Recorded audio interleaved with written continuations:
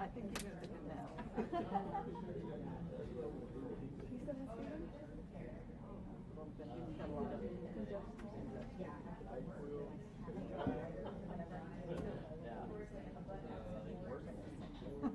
Yeah. Stay away from the color. Yeah.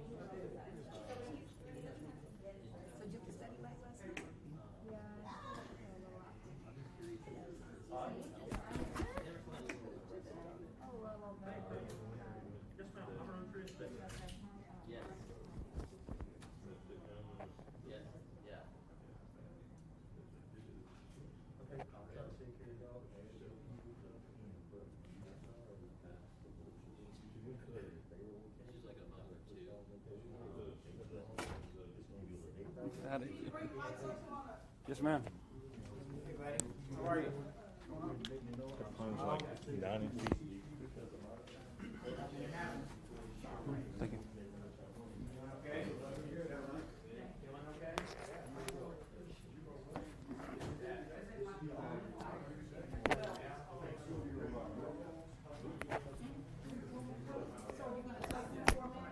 Yes, ma'am. I already tested them. They're good to go. Yes, ma'am. You want me to turn them off until and I have to come back up here and turn them. Oh, I'll pull the cap. Yes, I'll pull it over there. And you know, I'll hold the cable up so that you know.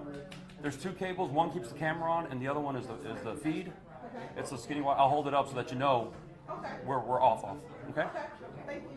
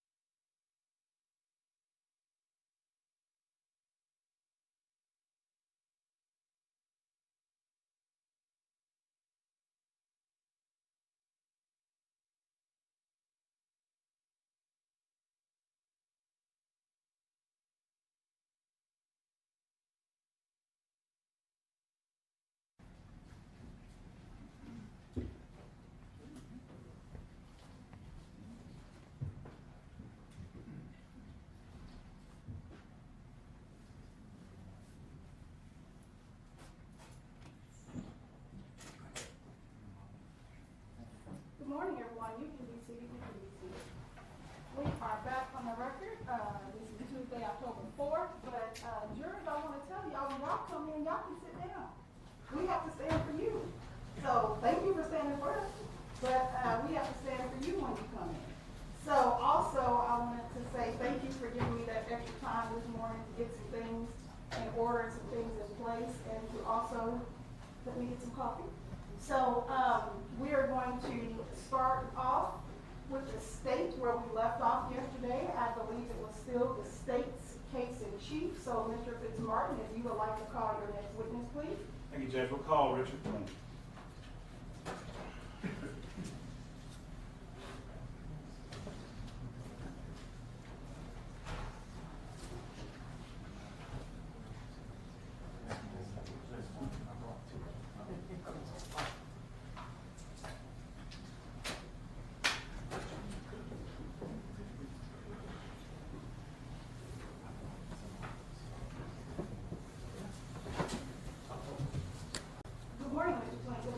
Good morning. If you could please raise your right hand for me.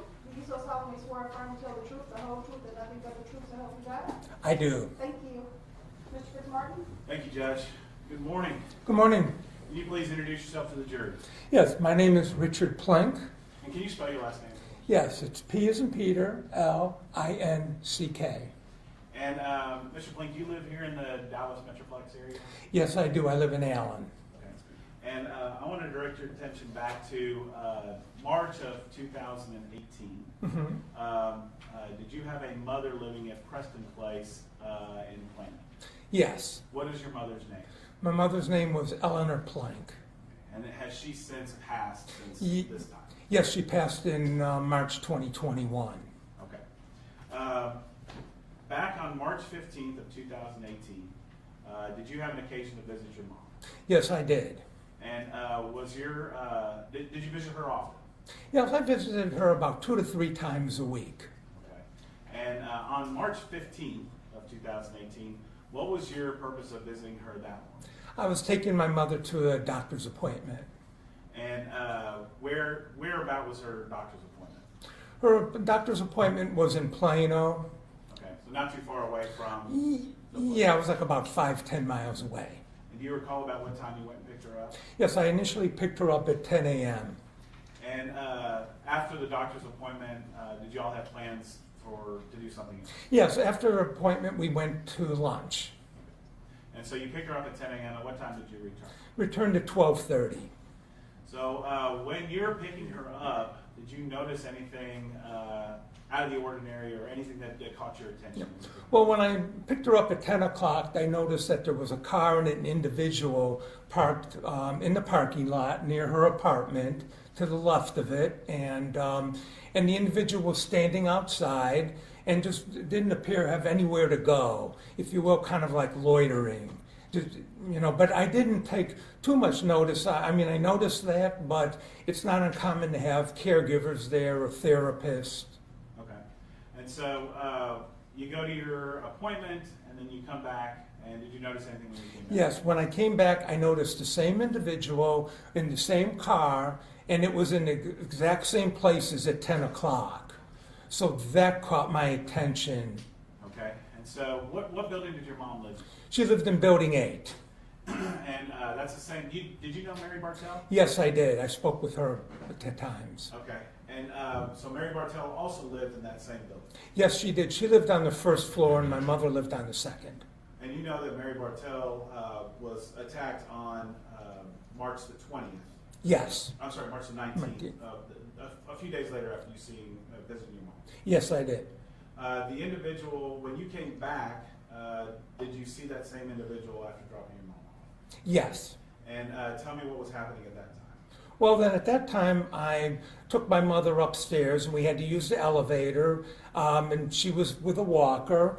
And so we went up the elevator, went to her apartment, and since my curiosity and my suspicions were piqued, I kind of instinctively went and looked out the window of her apartment.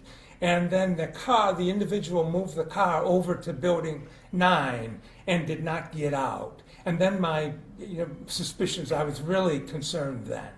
Okay. And so on your way out, did you do anything with your suspicions? Yes. Once I saw the car move, what came to mind was, let me get the make, model, color, and license plate. So I knew I couldn't get all that information at the same time. So what I did is after I got my mother settled, I just walked down, and approached the car and the individual, and at that point noticed the make, model, and color of the car.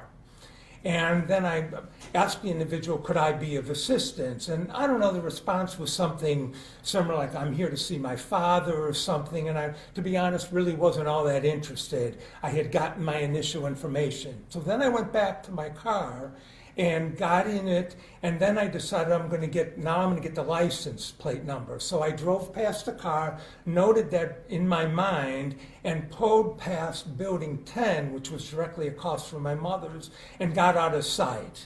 And then I was entering it in my phone, this information. And at that point, the individual drove and looked like was going to leave the complex, just drove away, you know, kind of not casually, but just with direction. Okay. And generally, what was the description of this individual? I'd say the individual was male, African American, average build, and average, I'd say average weight. Okay. Permission to approach, Judge. You right.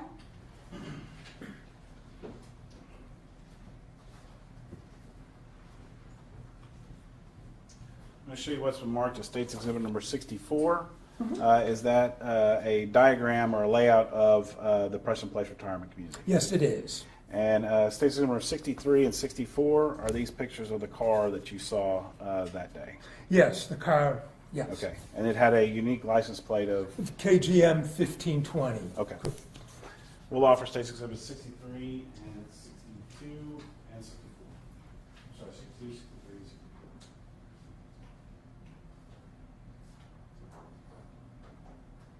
No objections, no.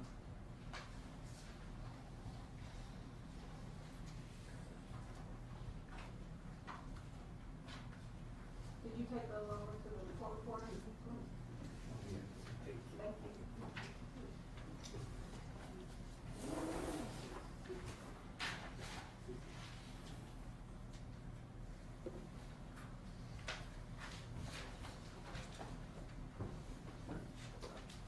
Thank you. Permission to publish? Yes.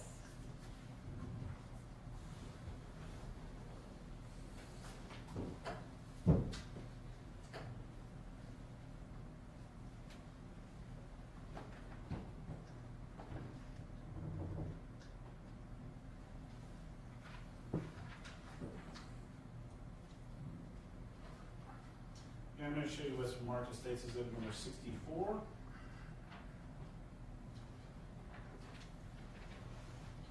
Now, you had said that your mom was in building 8. Is that Correct. Right there? Yes. Okay.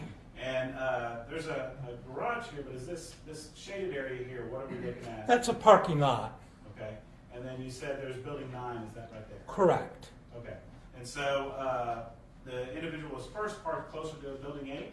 Yes, more, as we're looking, it's more towards the bottom of building 8. Okay. Down in that area? No, more if you go up, go by building 8 and just, yes. Let me do this. Why don't you try to touch your screen right there and see where it is? Yes, it would be right around here. Okay. So that's where he was first parked, and then when he moved, where did he move to? Moved over to building 9. Okay. And you said that you got what kind of car was it? It was a silver Nissan Altima. So State's Exhibit number 62. This is the back and the same license plate, and 63 the side of that car. Yes. Is that right? Yes, correct.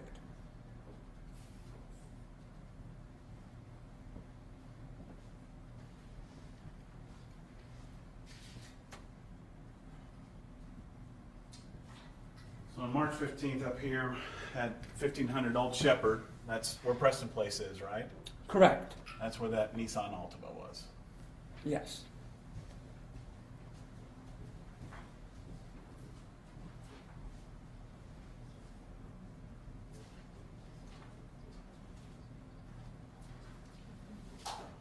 And that's 5,000 Old Shepherd, right? Well, it was 5,000, yes.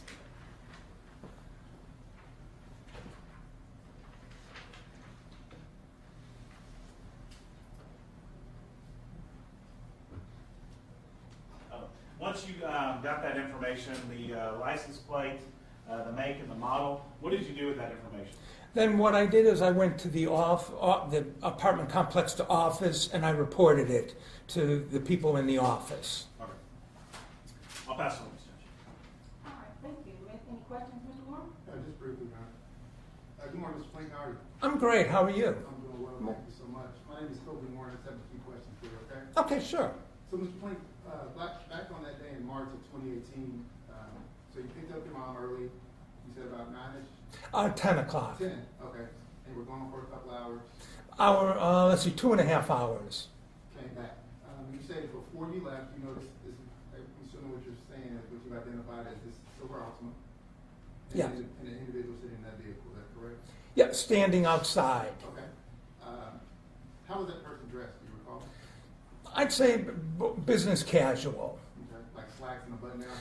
Yes, like that. Yeah, I believe it was like a white shirt or something, but definitely business casual and didn't appear out of place.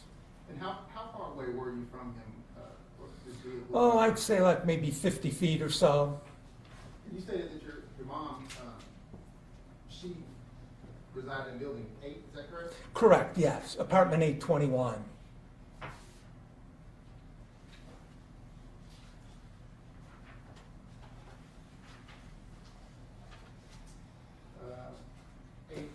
Correct, yes. And then this is the parking lot, is that so? Correct, yes. And are these assigned parking spots or anything like that? Not in the actual open area. The garage is, but not in the open area, it was first come, first serve. And this vehicle that you saw, Mr. Flint, was the vehicle parked in a parking space or just was it just sitting? No, it was in a space like anyone else would park there, but unassigned. And so then you said you and your mom leave for a couple hours and then you come back. Is that right? Yes. And so I just want to be clear, so when you came back, was it still in that same spot and then moved to in front of building 9? Yes, when I came back, it was in the same spot, and the individual was standing outside. And once I got my mother up into the apartment, and I looked out, the vehicle then moved over from building 8 to building 9. And the individual didn't exit that building, because then when I went to get all the information, I did approach the individual, and he was in the car. Okay. And so, and you said your mom lived on the second floor, is that correct? She lived on the second floor, yes. And, and I guess I'm assuming that her apartment opened up or backed up? It faced the parking lot, correct. And so when you said you saw the vehicle move, you saw it from inside or you were outside when you saw the vehicle move? I was inside. I was in her apartment. Okay. And then the vehicle moved to somewhere over here? It moved over where the pencil mark is, building 9. Okay, kind of right there in the middle? Yeah. Also to another parking spot? Just, yes. And did not move from It didn't move then again until I was putting the phone number in, and then it drove past me, because I moved out of sight. I circled around, actually, if I go around here, this is where I kind of pulled after I got the license. I pulled out of sight of that vehicle. And then at that point, while I was entering the phone number, it passed me by. Okay. And so where did you park when you came back? When I came back, I parked at building 8. So just like maybe like about there. Okay. And so when you see the vehicle move from 8 to right in front of 9, and then you come outside, is that correct? Yes, I came out after I got Mom settled, and I walked towards it. About how long were you inside with your mother? About 10 minutes. Okay. Then you come out, and then you walk over to the person? I walked to the vehicle, yes. Okay. And you don't really recall the conversation? No, it was very brief. It was like, I recall much as, can I help you? Okay. And then in that conversation, nothing was abnormal in that conversation, correct? No, it was perfectly normal, yes. That person was cordial, fine? Yeah, and just said whatever the one-line statement was, I'm here to see my father, or something to that. It was a one-line statement, and that was fine. And I guess, we'll strike that. So then, Mr. Blink, so while you were gone in that 2.5 hours with your mother running errands that morning, you have no idea what that vehicle or that person did during that time frame, correct? That is correct. And then, so after you spoke to this individual, how long did it take before that person drove away? Well, I'm going to say probably about a minute or two, because I had to go back to, after I had the interaction with the individual, I went back to Building 8, got in my car, drove past Building 9, and noted the license number, and then just parked over here at Building 10, and just didn't turn the engine off, but just pulled over to enter it into my phone. And that person just drove away? And then a person drove past. And just normally, not speeding or anything? Not speeding and not idling, just normally. Okay. Thank you, Mr. Flynn. Okay, thank you. Nothing further, Judge. All right, thank you. May this witness be released?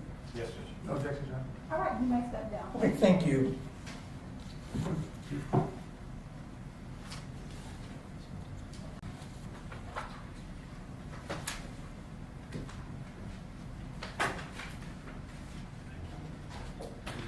We'll call Detective Johnson.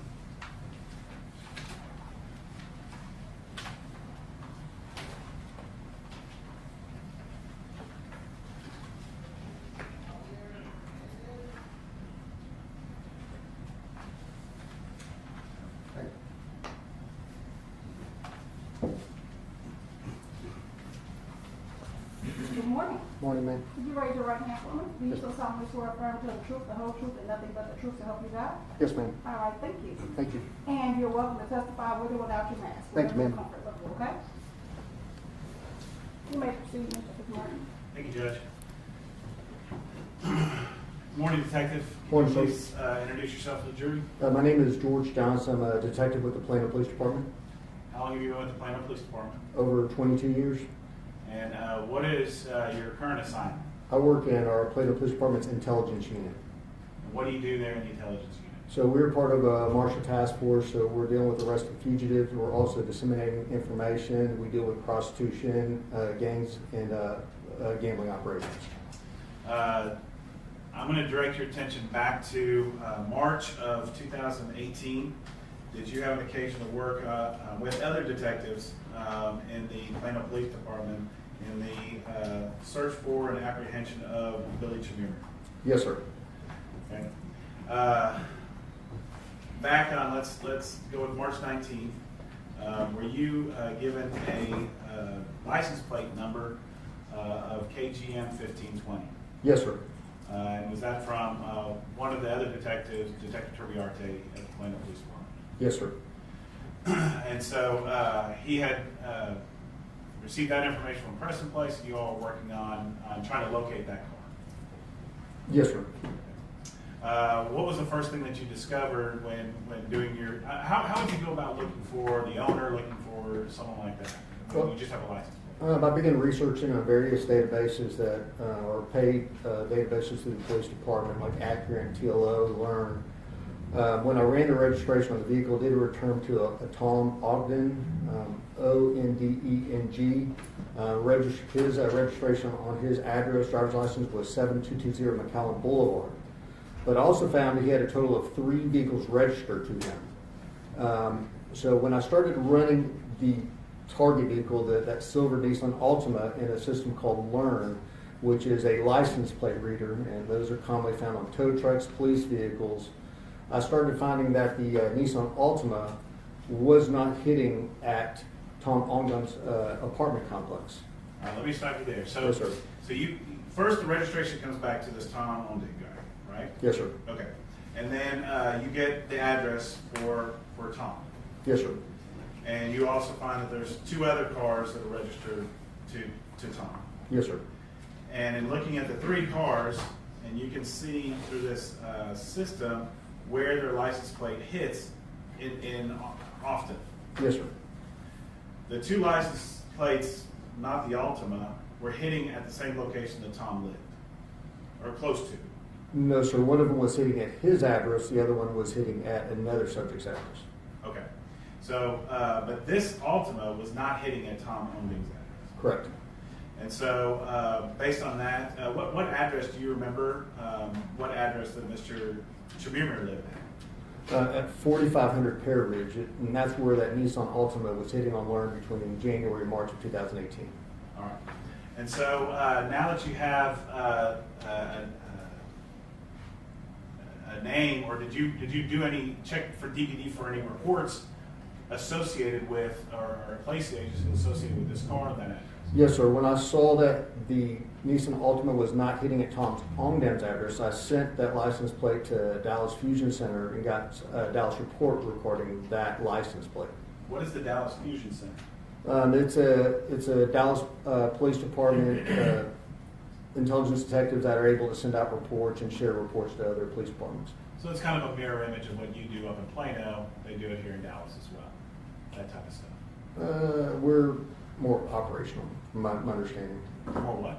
Operational. We're going out in the field and actually rescuing people. Okay, this is like a hub that has all the information that's going to find it out. But Yes, there's sir. someone there doing similar things to what you were doing that Yes, day, sir. which is computer research and things like that. Yes, sir. And so when you get back from them, did you get any information back from them? Yes, sir. I got an accident report from them that was dated March 17th of 2018 at 2:15 in the morning involving that vehicle. Permission to approach. You may. I'm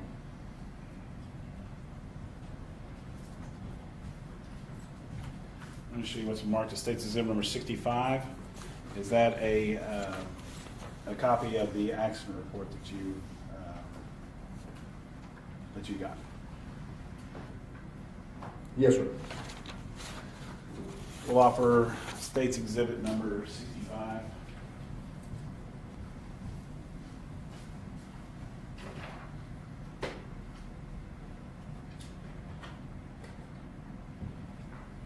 No objection. Thank you.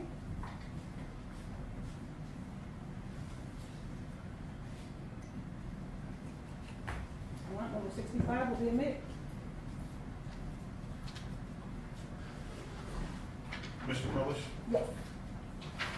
So State's Exhibit number 65, the first page is just a business records affidavit. You see that? Detective, you see that? Yes, sir. So page 2 of that, though, this is a pretty standard accident report. It's out. Does it show that it's just a one-car accident? Yes, sir.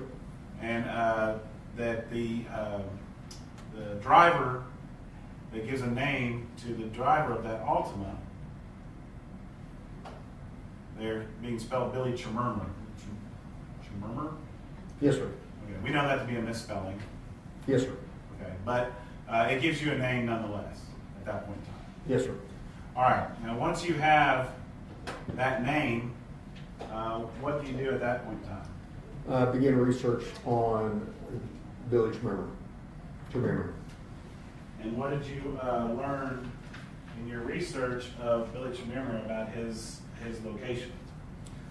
That he had given an address to 4500 Pear Ridge Road, which is that apartment complex at the intersection where the accident happened. Did you also learn that he had an alias name? Yes, sir. And what was that? What is an alias name?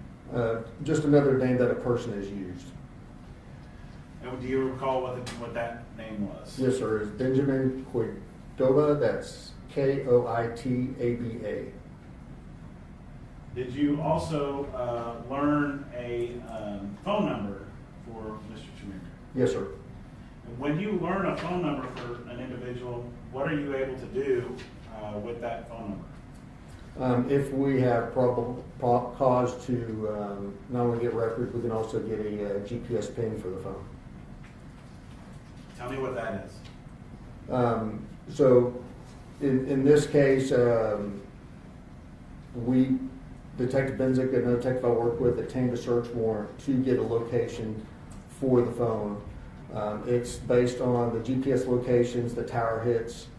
Sometimes we get large radiuses, small radiuses, and go look for the subject via the phone. The phone number that you received that you were looking at, do you call that to be 972-674-7527? Can I record my notes on that? Your notes.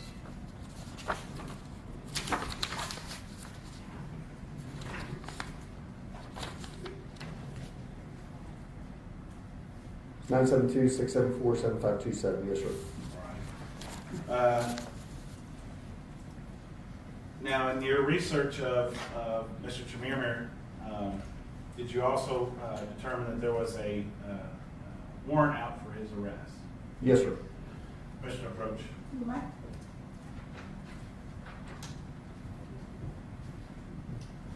Show you what's marked as State's Exhibit number 66. Is this that the alias warrant of arrest for Mr. Chemirmir? Yes, sir. We'll offer State's Exhibit number 66.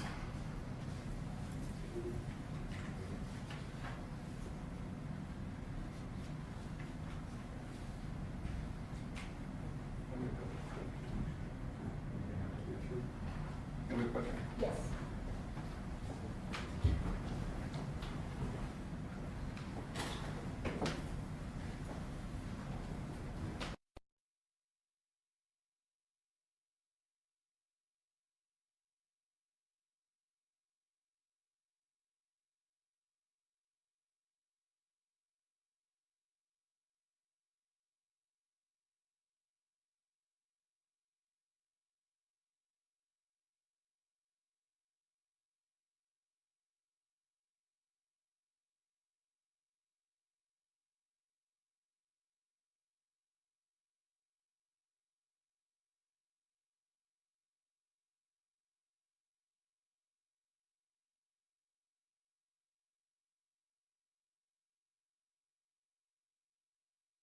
Understanding that there is a running objection that has already been ruled on from the defense.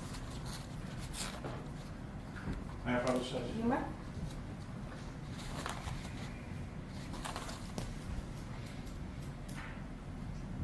So State's Exhibit number 66, Detective, it's a warrant of arrest for Billy Chemirmir for the offense of public intoxication. Yes, sir. Okay. And public intoxication is a Class C. It's basically a ticket. Would you agree with that? Yes, sir.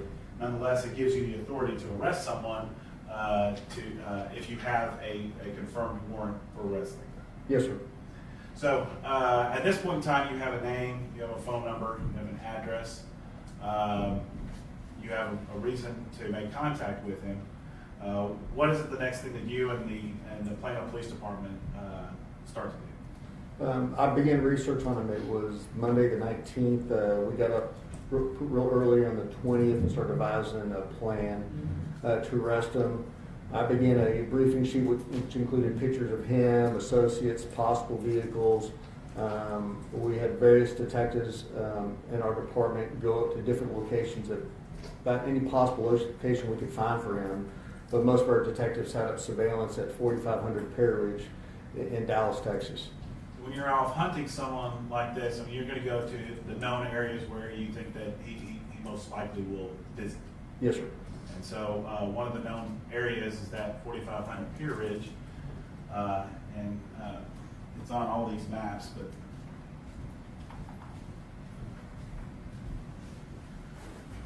it's over here kind of in this North Dallas by the toll road and the George Bush on that north part of Dallas there. Yes, sir. And so a number of your fellow detectives go to that location and any other location that Mr. Chemirmir might be visiting, might be located. Yes, sir. Tell me about the pings. Did you start the pings at some point in time? Did they start coming in? Yes, sir. And that's basically telling you where that phone number is hitting at the moment that you get the email back, or maybe just a few minutes before the email comes back. Yes, sir. And what intervals do I say emails. Tell us, how do you get the information of where that phone is located? We get them via email from the phone company. At this point, all phone companies send you emails as far as the location of the phone. So, and you said that will tell you maybe it may not give you like he's sitting in this courtroom right here. It'll just give you kind of a general area so that you can focus your hunt. Sometimes I've got a 2-meter ping and they're right where they are. Sometimes it's 1,000 meters. Right. It varies. Okay, is that maybe if it's obstructed with other buildings and things like that, or maybe it's out in the open, things of that nature? A lot of factors play into that as far as the type of the phone it is, exactly the weather, whether they're inside the building. I found typically once they're outside of a car, out in the parking lot, we'll get a tighter ping radius. And you do this often? Yes, I've almost on a weekly basis for the past 8 years. So the first ping that you get back in is later in that, or that evening around 5:32, is that right? Yes, sir. And what general area of town was that ping coming from? It was right over the 4,500 Pear Ridge. Okay, but it was a pretty large area? Yes, sir. A 653 meter radius. And so you kind of knew you had some detectives in the right area, but you couldn't tell if you were right on top of them at that point in time. Yes, sir. Did you get another ping at 5:47? Yes, sir. And there again, was that another large area? Yes, sir. It's about 700 meters. Do you know about what time, did you come to learn that Mr. Chemirmir was actually arrested that day on March 20th? Yes, sir. And you know about what time he was arrested? At about 5:55. And you know where he was arrested? Yes, sir. Where was he arrested? On the north part of his apartment complex, actually right where his vehicle learned it hit previously. Okay, so just to jump back, you said that you had noticed when you were searching that vehicle that the license plate would pop in a certain location often. Yes, sir. You're saying that he was arrested right where that license plate would pop in previous days. Right in that area, yes, sir. And did you actually get a third ping on that phone after he's arrested? Yes, sir. And did that ping hit right on where he was arrested? Yes, sir. At 11 meter radius. So it's a tighter pin than the 700. Yes, sir. After he's apprehended, did you then assist in investigating some more as far as his apartment complex? Later in the evening, I assisted with surveillance at his apartment until a search warrant was completed. To make sure that no one went in or out of his apartment at 3110. Yes, sir. Okay, up there, okay, Rich. All right, I'll pass it this. Any questions, Mr. Warren or Mr. Hayes?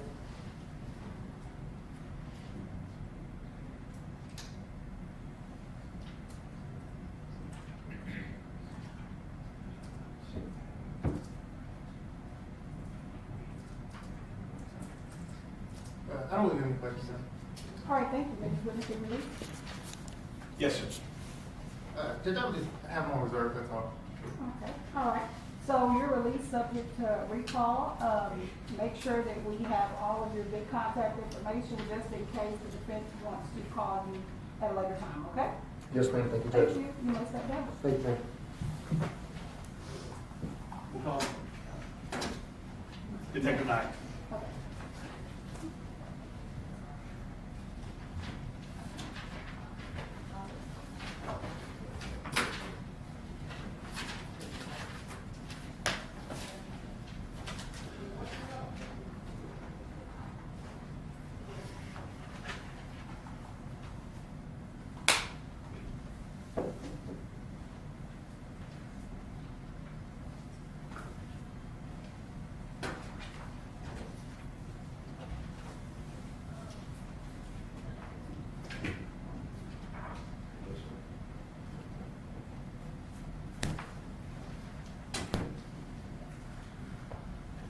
Morning, Detective. Morning, ma'am. You so solemnly swear affirm to tell the truth, the whole truth, and nothing but the truth to help you God? Yes, ma'am. All right, you may be seated. Thank you. Morning. Good morning, Detective Knight. Could you please introduce yourself to the jury? Yes, my name is Bill Knight. I'm a detective with the Plano Police Department. How long have you been with the Plano Police Department? Almost 27 years. And what role do you currently hold? I'm a detective in the surveillance unit, so I'm one of 4 detectives in that unit. And what do you do in the surveillance unit? Basically, we assist all the other units within the department with finding people, suspects, cars, witnesses, just track people down, and sometimes arrest them, sometimes not. Okay. I want to direct your attention back to March 20th of 2018. Were you a part of that same unit or a similar unit at that time? Yes, sir, it was the same unit. And were you asked, we just heard from Detective Johnson, he works up there at Plano as well. Yes, sir. And y'all work kind of in conjunction with each other, his unit, your unit, to kind of find individuals who are. Yes, we supplement each other. If, we need more manpower or more help, or we're short, so we work together all the time. And you were made aware that on March 20th, that the Plano Police Department was going to go and try to apprehend, if they can, a Billy Chemirmir. Yes, sir. And were you part of that team that actually did arrest Mr. Chemirmir? Yes, sir, I was. Where did you go? I went to 4500 at an apartment complex at 4500 Pear Ridge. Mr. Approach. Amen.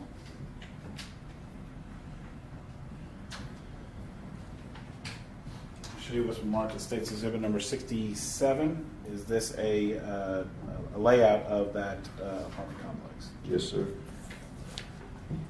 We'll offer State's Exhibit number 67. No objection, John.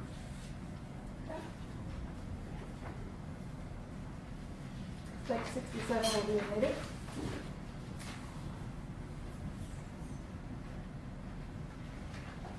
May I publish? You may.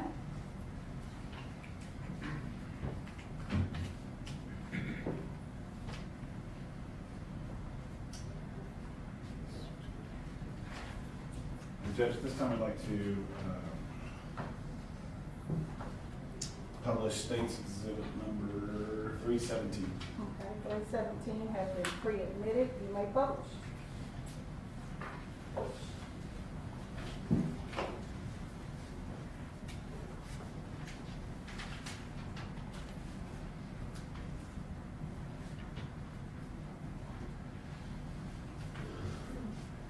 right, take 9, just so we've already heard about this, but just so we're clear.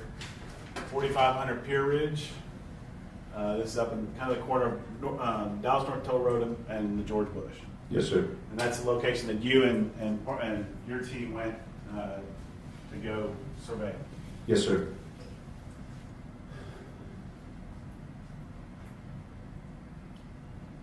Now, looking at State's Exhibit number 67, there's some writing on here. This is facing north in that direction, right? Yes, sir. And so there's some names on here. There's the name of Harris, Hughes, Claggett. BK, what's BK? That's me, sir. Stands for Bill Knight. Garcia, and then is that DOM? Yes, sir. It's short for Dominic Sala. He's one of our sergeants. And is this the general area that you all kind of camped out looking at all the entrances and exits of 4500 Pier Ridge? Yes, sir. And you're looking for, at that time, I would imagine you're looking for any car that might be Mr. Chemirmir in it. Yes, sir. We didn't have a good vehicle description, so we had an apartment number and a parking space, so we were waiting for Mr. Chemirmir to return to either the parking space or the apartment. And although he's connected to an Altima at that time, everybody knew that there was an Altima out there, but because of the accident report that's already been put into evidence on State's Exhibit number 65, y'all knew that it wasn't going to be the Altima that he's showing up in. That's right. So State's Exhibit number 67, it looks like it's written down here as an arrest location. Do you know what is right there at that arrest location? Yes, sir. That's the designated parking spot number 67 that we were told by the office that was assigned to Mr. Chemirmir's apartment. All right. And it was vacant when you all got there? It was vacant, and there were also tow trucks driving around during the day, so we knew that parking was probably enforced because those guys make money by towing cars that don't belong there. So we were pretty confident that if Mr. Chemirmir showed up, that he would return to that space. And so there's an arrow here, and we're going to learn that that's the route that Mr. Chemirmir took. Is that right? That's right. So Detective Harris is sitting at the front area. You got Hughes at one corner, Claggett in the middle, and you at the other corner. Yes, sir. And so are you able to, and if he was to come in this front, Garcia was right there to catch him coming in that way? Yes, sir. In that, or front or whatever that side is. Yes, sir. All right, and so y'all are covering all these different areas of possible entry. Yes, sir. We're just looking for vehicle occupants that would be consistent with the description that we had of Mr. Chemirmir. How are you communicating with all these individuals? We're communicating over police radios. And did you get a communication around 5:50 from one of your partners out there? Yes, sir. Sergeant Hughes observed a vehicle enter the parking lot and made us all aware that the driver matched Mr. Chemirmir's description, and it could be him. All right. And then what happened next? So the car travels east past Sergeant Hughes, and then Detective Claggett picks it up and broadcasts that it's still heading eastbound. And what happens next? Well, I'm parked on that northeast corner. I'm parked right next. I'm in the last parking spot, and there's a dumpster enclosure. I backed in, so there's a dumpster enclosure with I don't know, maybe 6 or 8 foot wall around it with some shrubbery. So after Claggett, and the way it works is one of us has eyes or the eye on the vehicle. When it passes, we hand it off to someone else. They report whatever information they see, and then ultimately I ended up observing the vehicle driving in front of me. And so once you pick him up, do you report out, I have him now? Yes, something to that effect. Yes. Okay. And what happens with the vehicle that Mr. Chemirmir is in? So it passes me, but it stops in front of the dumpster. It doesn't pull all the way up to the dumpster. It's partially in the parking lot, but partially in an area where you could stop and get out and just dump trash or whatever. And you recall about the license plate of 4B91F2? It was a Tennessee tag that I put out. Yes, sir. And so what happens when the vehicle stops? So the vehicle stops, and initially we're still pretty sure that it's Mr. Chemirmir. I'm not 100% positive for myself. And keep in mind, I'm partially obstructed by the dumpster enclosure that keeps the dumpsters and stuff out of sight to not be an eyesore for the property. Anyway, I can see over it a little bit. I'm in a pickup truck, and I can't see the driver's side of the vehicle really well, but I saw the driver's door open and the driver exit. I could see it was a black male wearing like a brown or tan hat. And what happens next? I could see the driver go to the rear driver's side, rear passenger door, open that, did something in the car, I don't know. Then he walked to the dumpster. Okay. And what do you observe there? Well, when he walked to the dumpster, he moves out of my view because again I'm partially obscured. My view is partially obscured. He goes to the dumpster. I hear some noise, some banging around in the dumpster, and then he returns to the car, to his car. All right. And then do you hear anything else there? Yes, sir. Well, and even though I can't see the full driver's side, I can see the trunk clearly, and I can see the top of the roof on the passenger side. He walks around the rear of the vehicle to the rear passenger door. And at one point, I don't know if it was right then or just after, at some point he looked at me and I was like, okay, this is Mr. Chemirmir. This is the guy we're looking for. Anyway, he opens the back door of the car, reaches in pretty deeply. I mean, his whole head is in there. I can't see the top of his head anymore. And I hear some banging and stuff. And then he returned to the dumpster by way of the front of the car, walks out of my view, and then I hear some more banging at the dumpster. So eventually does he get back into that car? Yes, sir. Returns to the car, gets in the driver's seat, and I'm relaying that information.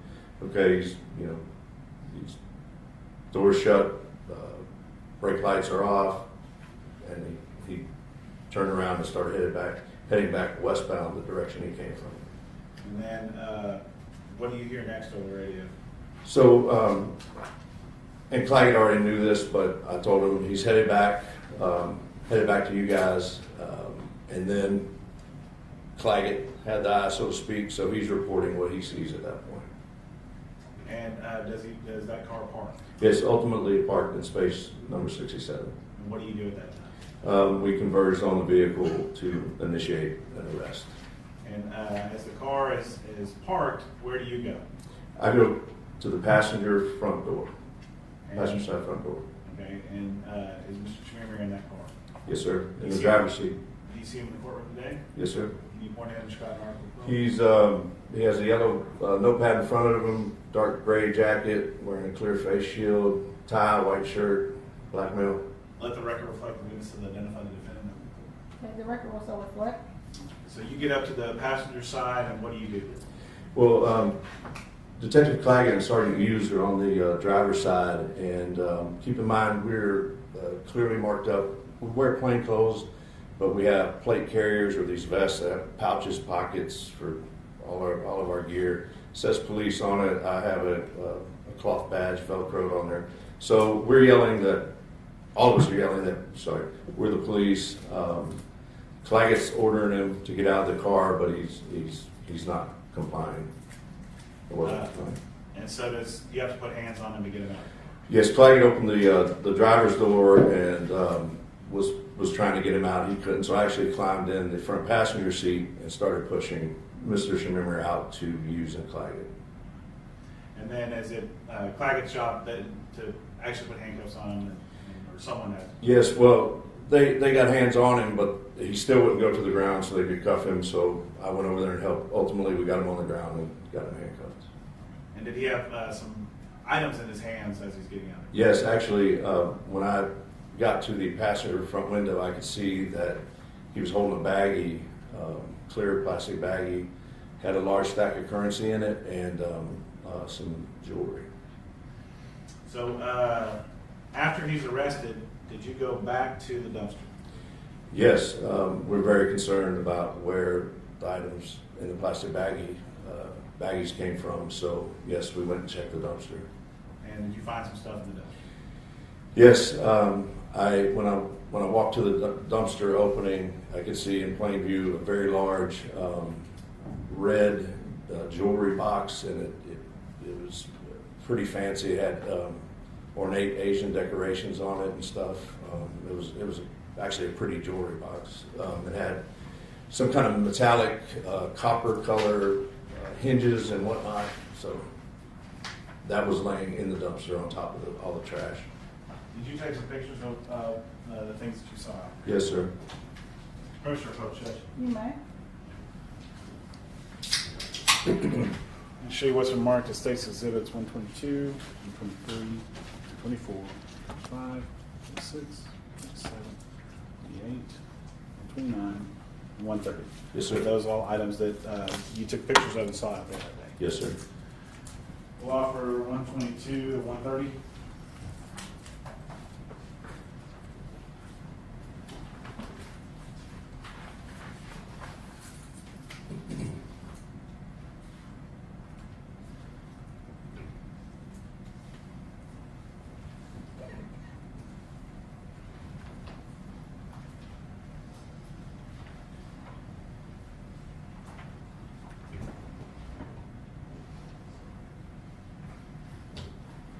No objection, no. Exhibits 122 through 130 will be admitted.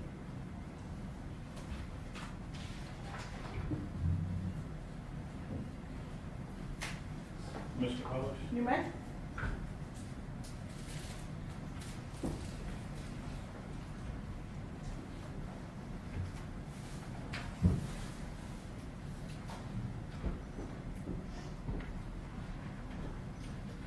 State's Exhibit number 122. Is this what you saw when you looked inside that dumpster? Yes, sir. And is that the red jewelry box you're talking about? Yes, sir. Did you have an occasion then to look back in there again to look for some drawers that should have been inside that? Yes, sir. There were 2 drawers missing from the jewelry box when we pulled it out. So I climbed onto the dumpster and looked in from the top. The dumpster was really, really full, and there were 2 drawers on top of all the trash that matched what you would think would belong to the jewelry box itself. 124. Now looking at that jewelry box out on the floor, and then the 2 drawers and some of the contents of the jewelry box. Yes, sir.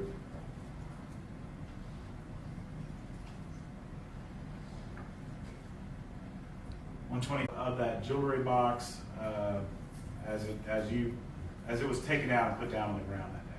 Yes, sir. And the damaged metal pieces. Yes. Okay. 126. That's just that right-hand door being opened, and then the damage that you're talking about. That's kind of a locking mechanism for that jewelry box, right? Yes, sir. It had some type of little latch thing on it.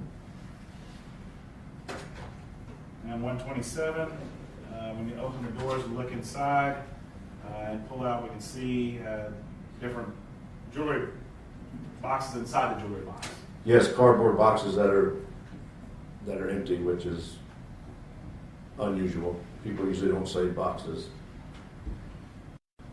Station 128, some more of the items that are found inside that jewelry box, including this document here and this document down here, the pink one, and then kind of a tore up. Yes, sir. And we use the names off of those documents and that name tag. Well, Detective Harp did to track down the victim. Yes, sir.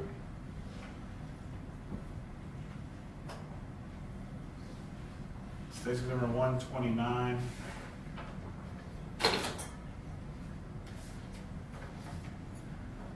Is this part of that, one of those documents, an affidavit with the name Lou T. Bang Yes, sir. on it? And then also the name of William Richard Harris on it. Yes, sir. And again, we show that, it's just a close-up of that pink little card in there, which is a Lou T. Bang on station number 130. Yes, sir.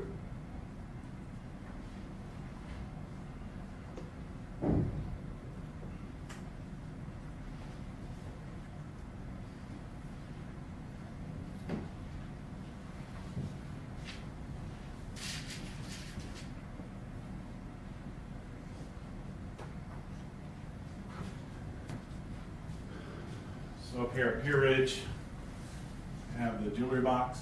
Yes, sir.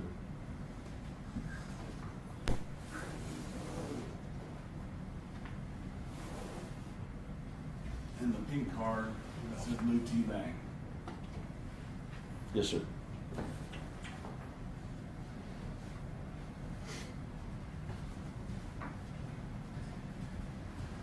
Now, other detectives are going to come and tell us about Lou T. Harris and locating her and how that came about.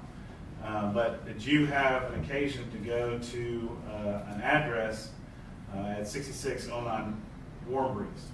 Yes, sir. That address was generated through another detective's investigation based on the names that we found in the jewelry box on the documents. And so we felt pretty strongly that the owner of the jewelry box may reside there. I can't specifically remember how many matches there were in the state, but this one was only a few miles from where we were. And if you look up on that board right to the left, you see Pier Ridge up there, and there's a 6609 Warm Breeze. Yes, sir. And that's the location that did you actually go to that location? I did, sir. You and some other members of your team? Yes, sir. Did you try to get into the house? Well, this is in Dallas, so we thought that we may have a crime scene in the house, or we were very concerned that there would be a crime scene inside the residence.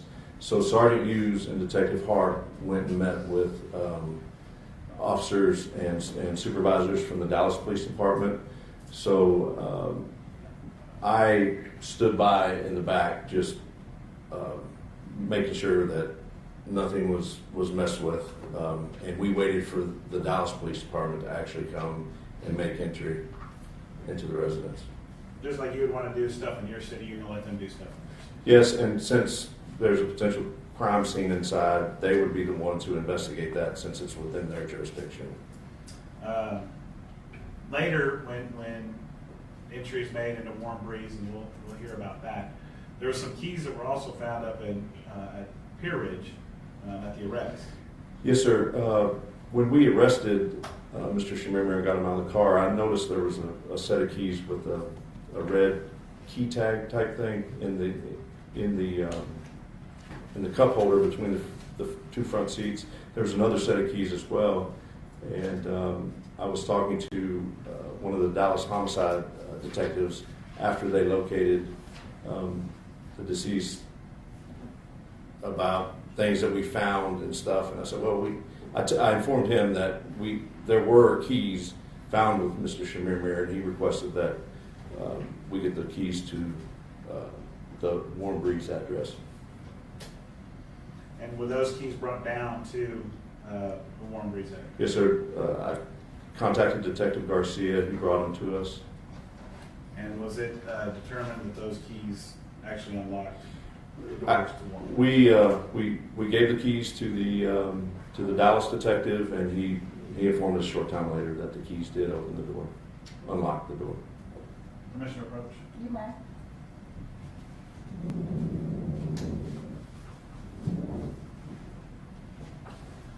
I'll show you what's been marked. It states there was 156. Is that the jewelry box? Yes, sir. Will offer states number 156. No objection. Okay, so that's 156 will be admitted.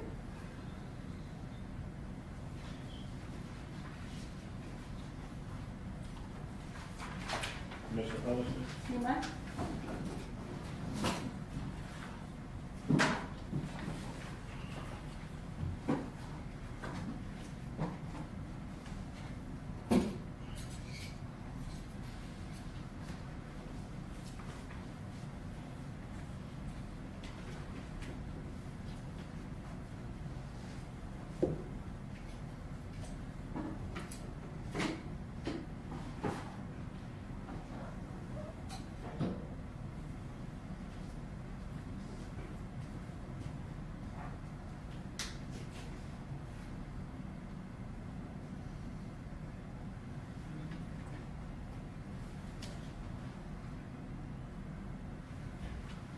I'll pass with us.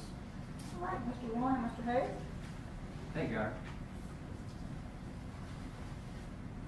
How are you doing, Detective? Good, sir. Thank you. Just a few questions, if I may. What time do you think that y'all got to the parking lot that day, you and your surveillance team? It was shortly before 1 p.m. To the parking lot at Perry's, right? Is that correct? Where you Yes. made the arrest, is that? Yes, sir. And what time did Mr. Chemirmir arrive there? Approximately 5:50 p.m. So in that 4.5 hours, 5-hour period, what were you guys doing? Just waiting? That's all we could do. Okay. But I mean, was it the same group that they're just waiting for 4.5 to 5 hours? Yes. I mean, you didn't have some guy come and go, or more people showed up? I don't know if anyone had to leave for, sometimes we may have to leave for court or something, but for the most part, this was a very high profile investigation, very important, and I don't recall anyone leaving. And you guys were there in plain clothes? Yes, sir. And I guess you call that a covert capacity? Yes, sir. And you're there in regular vehicles? Yes, sir. Were there any police vehicles in the complex area? We had a patrol unit who came and took custody of Mr. Chemirmir after he was arrested. I don't recall. Sometimes we'll have that patrol element staged with us during the entire time that we're out. Sometimes we don't. I don't recall if he was with us or not. Even if he was with us, he would be hidden somewhere away from the location. And the reason you go in there in a covert capacity is because you don't want to be seen, you don't want to be known. Yes. So everybody there, how many people were there? How many detectives or officers? I don't know for sure. I'd have to count. 6 or 8? Yeah, at least I would say 8. And all the ones you can think of were wearing just plain clothes? Well, this is how it works. When we're sitting in our cars, Hang on just a second. Did you understand my question? yes, I think so. Will you restate it, please? Sure. Was everyone that you remember just wearing plain clothes? During the arrest or while we're sitting in the truck waiting to arrest someone? While you're sitting in the truck? I can only speak for myself because I don't know how other guys do it. I usually do not put a vest on until things are about to happen or we suspect things are about to happen. Okay. But the vest, that's something you add on later. But as far as you're not wearing a uniform, No uniform, and nobody's wearing a uniform out there, except for the patrol person. who may or may not have been there at the time. He was there at some point, but he'd be the only one in uniform. You just don't remember if he was there before or after the arrest. That's correct. And when you put on the vest, it's a kind of a black vest and it has the word police on it. It's an olive drab, like an army green color. It has a police written. Mine is in black letters. I have a bright yellow cloth badge that looks like a police badge, and it says police officer and whatnot. And when Mr. Chemirmir pulled into a parking spot, there was a car on, I think on both the left and right at the time, right? I don't. On the passenger side, I think there was one parked in that space, but I'm not sure about on the driver's side if there's a car beside his or not. And if there is, there's only about 2 or 3 feet between the cars. If there was, yes. So if you walk up to his car in plain clothes and start yelling at him, there's not a lot of room for him to do much in that period if there's a car there isn't. Well, there's clearly enough room to exit your vehicle and walk to your apartment if you live in an apartment complex. They measure those spaces so that people can move between the cars. So I would say that a person could get out of the car and move enough to walk to their apartment. Well, who opened his door that day? I'm assuming Claggett did, but I don't know. And if somebody opens his door, then they're standing right there in the doorway. Yes. And when you have 3 feet, maybe 2, there's just not a lot of room to operate there. Well, the way we do it, we open the door and we order them out, and as they come out, we give them space to come out. But before that happened, you opened the passenger door and just shoved him out the side. No, not before that. No, sir. How much time did it take? Enough time for me to realize that no matter how long or how loudly Detective Claggett yells for him to get out of the car, he was not going to get out of the car. Was the car running at the time? No, it was in park and ignition off. So he didn't make any effort to start the car up and leave? No, sir. He didn't try to put it neutral and coast away? No, sir. He just didn't get out fast enough, so y'all went ahead and just shoved him on the ground? He did not get out of the car. Well, he did, because you shoved him out. He just didn't Right. get out fast enough. He did not get out on his own will.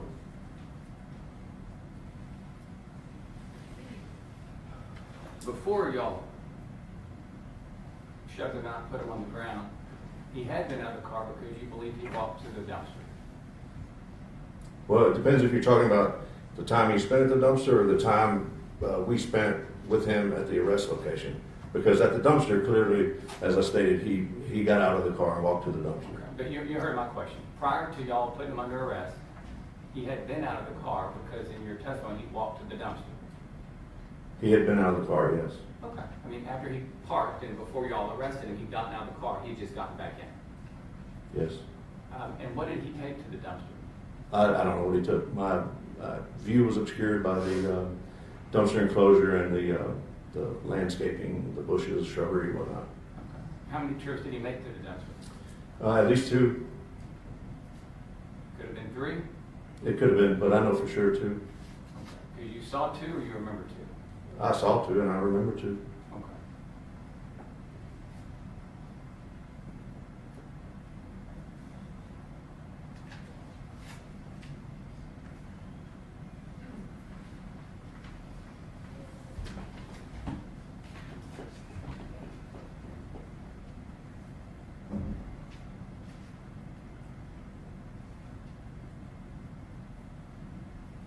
I assume everything that he had on that day y'all photographed, or at least the physical evidence section of your department would have photographed. Is that right? I would assume so. Okay. You had, I mean, you just identified some of those photographs, right? Those are the photographs I took. I'm not aware who took other pictures and Okay. where that was done. Did you take pictures of everything you thought was evidentially important? No, I didn't, that wasn't, I had to go to the Warm Breeze address, so I was assisting with pictures and stuff, but I did not take pictures of everything that would be of value to our investigation. We have special technicians and crime scene people, like CSI people who do that.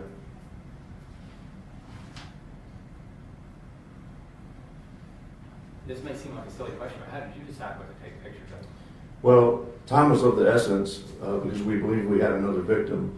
So it was very important to see what information we could gain from the jewelry box, and we didn't have time to wait for people to come from Plano to do that. So clearly, the box was of interest. I mean, it's a beautiful jewelry box, very special decorations and whatnot. So it was really out of place in the dumpster of trash and whatnot. Did one of the officers tell you they saw him put it in there? No, nobody else was near the dumpster besides me. Were the other 6 or 8 people there just set up in other places? Yes, sir. We saw on the Stacy exhibit where everybody was located, and I was the only one near that dumpster. Okay. Nothing further now. Thank you.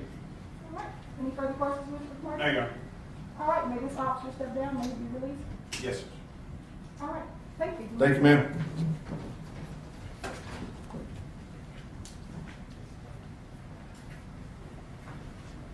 Call your next witness. Secretary Claggett.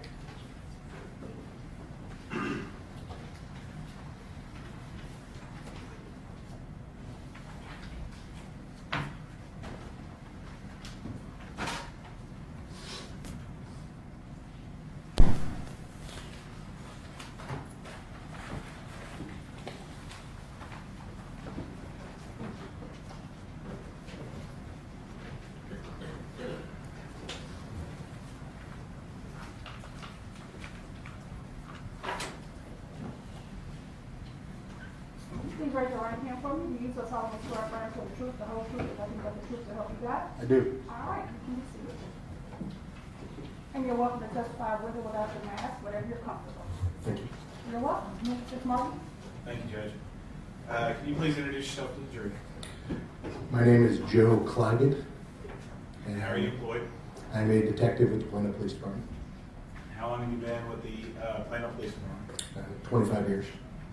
And what role do you currently hold? I'm a detective with the intelligence unit. We just heard from Detective Knight, we heard from Detective Johnson. You do similar things to what they do Yes, sir. in their roles. Okay. I'm going to direct your attention back to March 20th of 2018. Did you have an occasion to work on the investigation and arrest of Billy Chemirmir? Yes, sir. And let's talk about first, earlier in that day, what you did as far as his apartment there at 4500 Pier Ridge. Did you go to that apartment location? Yes, sir. And what was your purpose of going? My purpose was to locate the potential apartment that we believed he was possibly in. And is that also that area, that apartment complex, is it called Rancho Palisades? Yes, sir. All right. And it's kind of obstructed from what you're looking up there, but you see kind of around the TV up to the left there, that's the Pier Ridge area. Yes, sir. Okay. And then did you learn that his apartment complex, apartment number is 1310? I mean 3110. Sorry. 3110. Okay. Yes, sir. And a particular parking spot for that. Yes. Slot 67. And based on that, did you all have an occasion to set up, and we heard from Detective Knight, to set up in that area as best you could to try to locate Mr. Chemirmir? Yes, sir. Here on station number 67, it says Claggett right here. Is that where you were set up? Yes, sir. And we heard from Detective Knight that Detective Hughes first, I guess Harris first, then Hughes alerts that there's a car coming with a suspect in it. Yes, sir. Did you also see that car? Yes, sir, I did. And after it passes Detective or I guess Sergeant Hughes, you then pick him up and it's your job to relay that to the radio. Yes, sir. And you did that. Yes, sir. And then you were also aware of what Detective Knight was broadcasting to you all about what he was seeing over the dumpster. Yes, sir. And at some point in time, does that pass back to you as being the closest one to slot 67 where you are? Yes, sir. What do you do after this car parks? Once he parks, I basically give the order to initiate the arrest. And I exit my vehicle and I move on foot to the vehicle Mr. Chemirmir was in, and make contact with him at the driver's side door. And how are you dressed at this point in time? I'm wearing plain clothes, however, I'm wearing a police vest with clear police markings that say police prominently across the chest. And do you see Mr. Chemirmir in the courtroom today? Yes, sir, I do. Can you point at him and describe our clothing? So he's wearing a grayish or grayish-brown suit jacket and a clear face mask. Let the record reflect the witnesses identify the defendant of the court. All right, the record will so reflect. So when you approach the car, what happens? I go to the driver's side and I identify myself as police, and I tell him he's under arrest, and I tell him to get out of the vehicle. You open the door for him? The door was, if I remember right, I think it had just been opened. Okay. And are you right on top, right at the driver's Yes, side? I'm in basically at the door. Okay. And you identified yourself? Yes, sir. And what did you say to him? I said, police, you're under arrest, get out of the vehicle. And what did he do? He didn't react initially, he just looked at me. And what happened next? I had to tell him a few more times, and then I physically extracted him.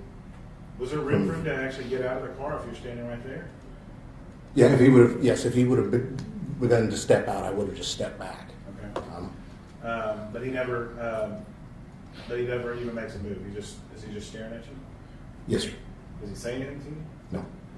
Did you notice anything in his hands? Yes, in his left hand he had jewelry, and I could tell it was a lot of jewelry, and he also had an envelope that was partially open. Later on I saw it had money in it, cash.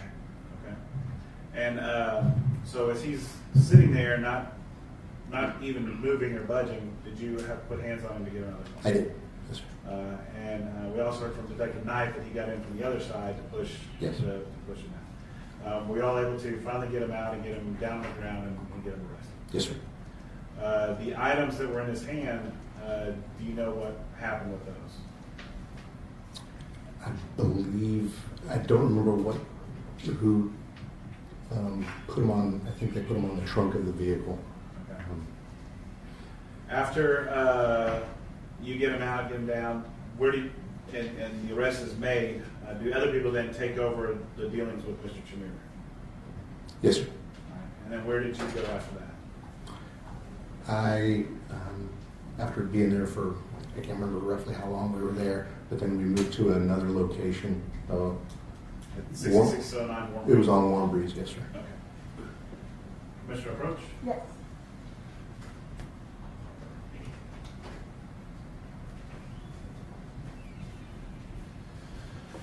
Show you states number 68, 69, 70, and 71. Are these all items that are pictures of from the arrest of Billy Chemirmir? Yes, sir. Law for 68, 69, 70, 71.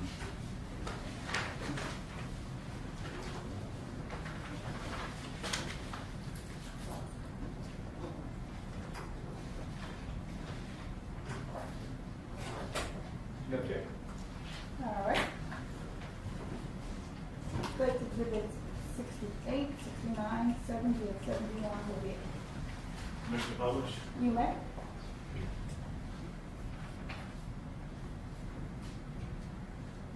States number 68, is this Mr. Chemirmir after he's been arrested and maybe in the back of a squad car? Yes, sir. 79, another view of Mr. Chemirmir that day. Yes, sir.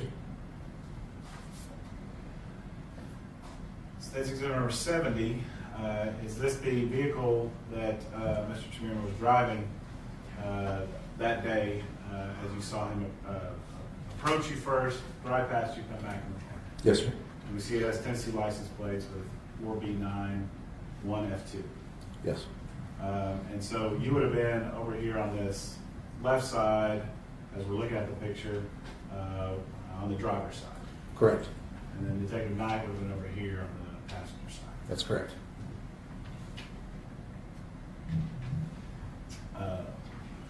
And then statement number 71, he said there was some items that were in his hand.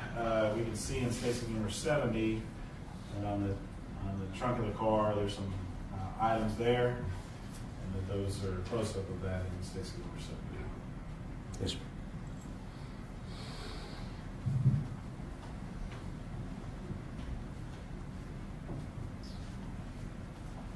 Commissioner Coach? Yeah. Here on state number 317, up here at 4500 Pier Ridge, of the arrest of Billy Chemirmir. Right? Yes, sir. I'll pass this. All right, Mr. Hayes, Mr. Warren, any questions?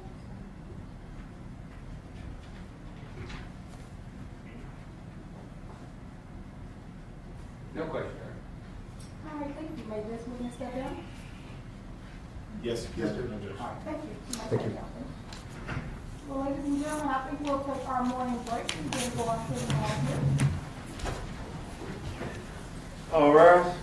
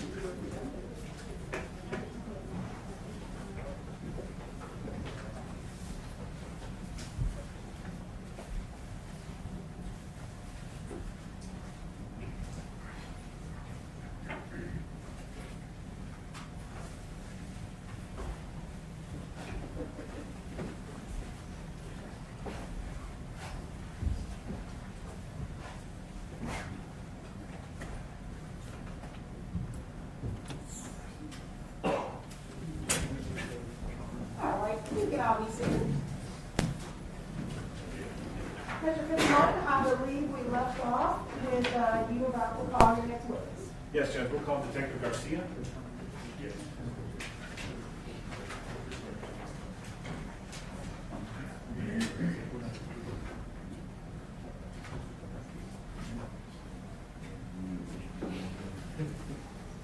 You put your right hand up. Do you so solemnly swear affirm to the truth, the whole truth, and nothing but the truth to help you God? Yes, ma'am, I do. All right. You can have a seat for me, and you're welcome to testify with or without your mask on.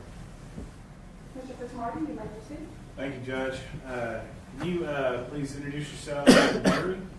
Yes, sir. My name is Detective Fred Garcia with the Plano Police Department. How long have you been with the Plano Police Department? September was 22 years. And what are your current assignments with the Plano Police Department?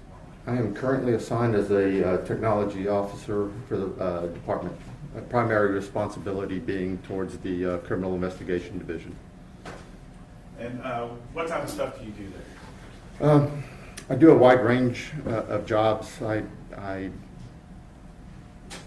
manage, deploy various pieces of equipment from drones to cameras, and anything else in between all that. So anything that kind of, if there's a need that comes up, I'm the guy that they come to say, hey, can you make this work? And that's what I do. I'm going to direct your attention back to March of 2018. Were you employed similarly with the Plano Police Department? Yes, sir. At that point in time, I was assigned as a detective to the intelligence division. And the morning of March 20th, did you have an occasion to go down to the Dallas pound to go look for a 2008 Nissan Altima? Yes, sir, I did. And did you locate that car? I most definitely did. I'm going to show you State's Exhibit number 62. Is that a picture of that car there at the Dallas Police Pound? Yes, sir. With the KGM 1520. Yes, sir. And State's Exhibit number 63, is that the side version of that car in that same location? Yes, sir, it is.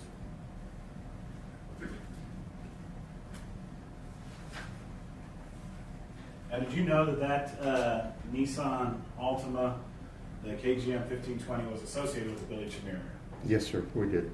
And were you made aware of his, through the investigation, of his phone number of 972-674-7527? Yes, sir.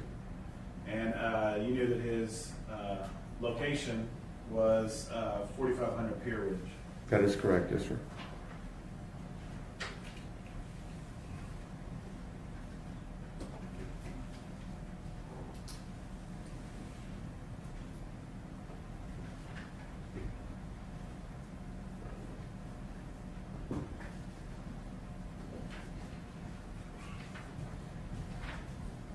I'll show you section number 449. Is that all that same information of the individuals that you and your intelligence group was looking for at that time? That is correct, yes, sir.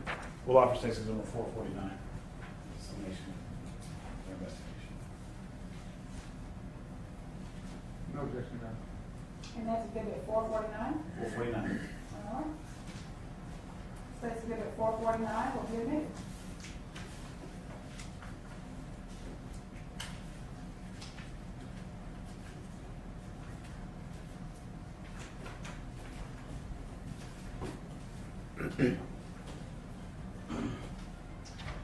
Okay, so after you did your going down to find that the car for sure is still at the Dallas pound, you knew that you're no longer looking for that car though that morning, right? That is correct, yes, sir. What did you do next after after that bit of investigation? I did some odds and ends running around checking out different addresses and what have you, but later that day I deployed a camera at the apartment complex that we believe Mr. Chemirmir lived at. And what do you mean by deploying a camera? So we had a covert camera that was able to transmit images, video images, live. And so I was asked to put that there so we could monitor the comings and goings from the apartment that we believed Mr. Chemirmir lived in. And anything on that camera become of interest in your investigation? No, sir. All right. Later, did you also stay surveillance in that same apartment complex at 4500 Pure Ridge? I did, yes, sir. I'm going to show you State's Exhibit number 67. It's got a name of Garcia there at that entrance to that apartment complex. And is that where you were stationed? Yes, sir. Were you on the same radio? We already heard from Detective Knight, Detective Pygott, that you were on the same radio frequency as all of those detectives. I was, yes, sir. Were you made aware of the arrest of Billy Chemirmir? Yes, sir. What did you do when you heard of that? I immediately went over to the arrest location, which was just on the other side from where I was, really, and started to assist with the arrest, the gathering of evidence, and whatever other duties needed to be done at that point. I'm going to show you what's marked as State's Exhibits 70 and then 71. Was Mr. Chemirmir already arrested by the time you got there? Yes, sir. He was already detained. And did you see these items on the back of that car with the Tennessee plates? Yes, sir, I did. What did you do with those items when you saw them?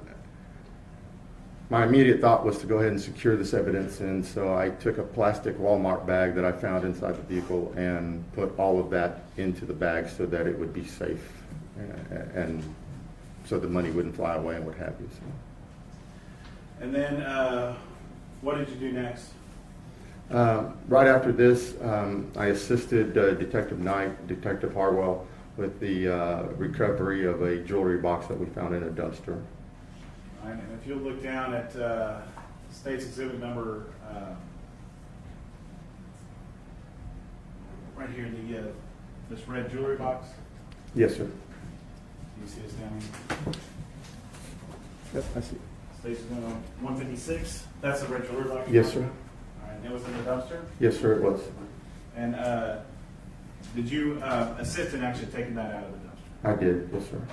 And then did you and the other two detectives there take part in actually going through the items that were in that dumpster or in that jewelry box and collecting those items? Yes, sir, I was.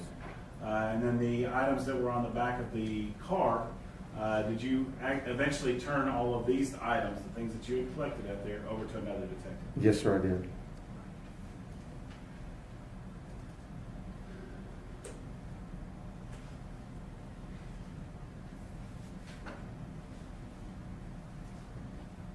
Commissioner Approach? Yeah.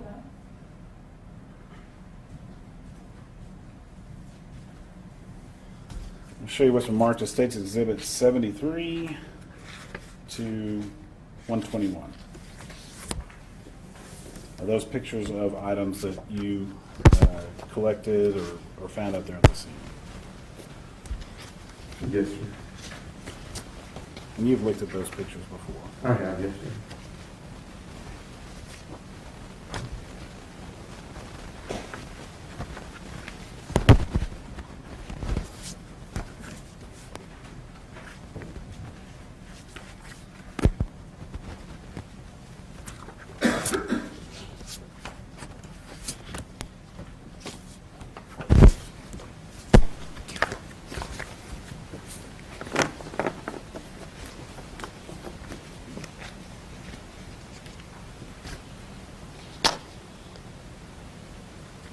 And then here's State's Exhibits 326 to 332. Those are just other, maybe different angles or different pictures of those of the same items. Yes, sir. Some of them are at the scene, some of them are later, as they're maybe back at the crime lab of the Plano Police Department. Yes, sir, that's correct. We'll offer State's Exhibit 73 through 121. And state exhibits 326. And did you have a 72 that was already admitted? 72. But I have, I don't have 72, I have 68 through 71, and then now we're doing 73 through 120.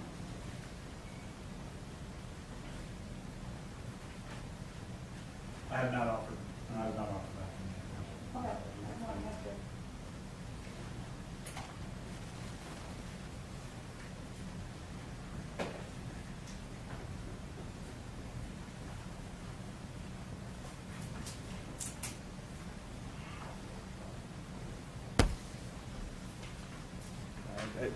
Station number 72 is at the other side of that same Altima that you saw that morning. Yes, sir, it is. We'll offer station number 72.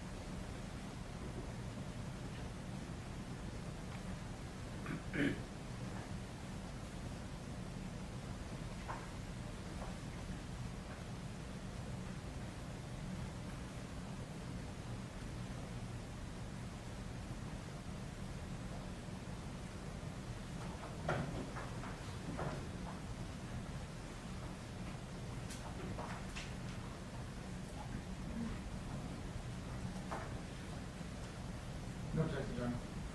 All right, so state exhibit 72 through 121 will be admitted, and state exhibit 326 through 332 will be admitted.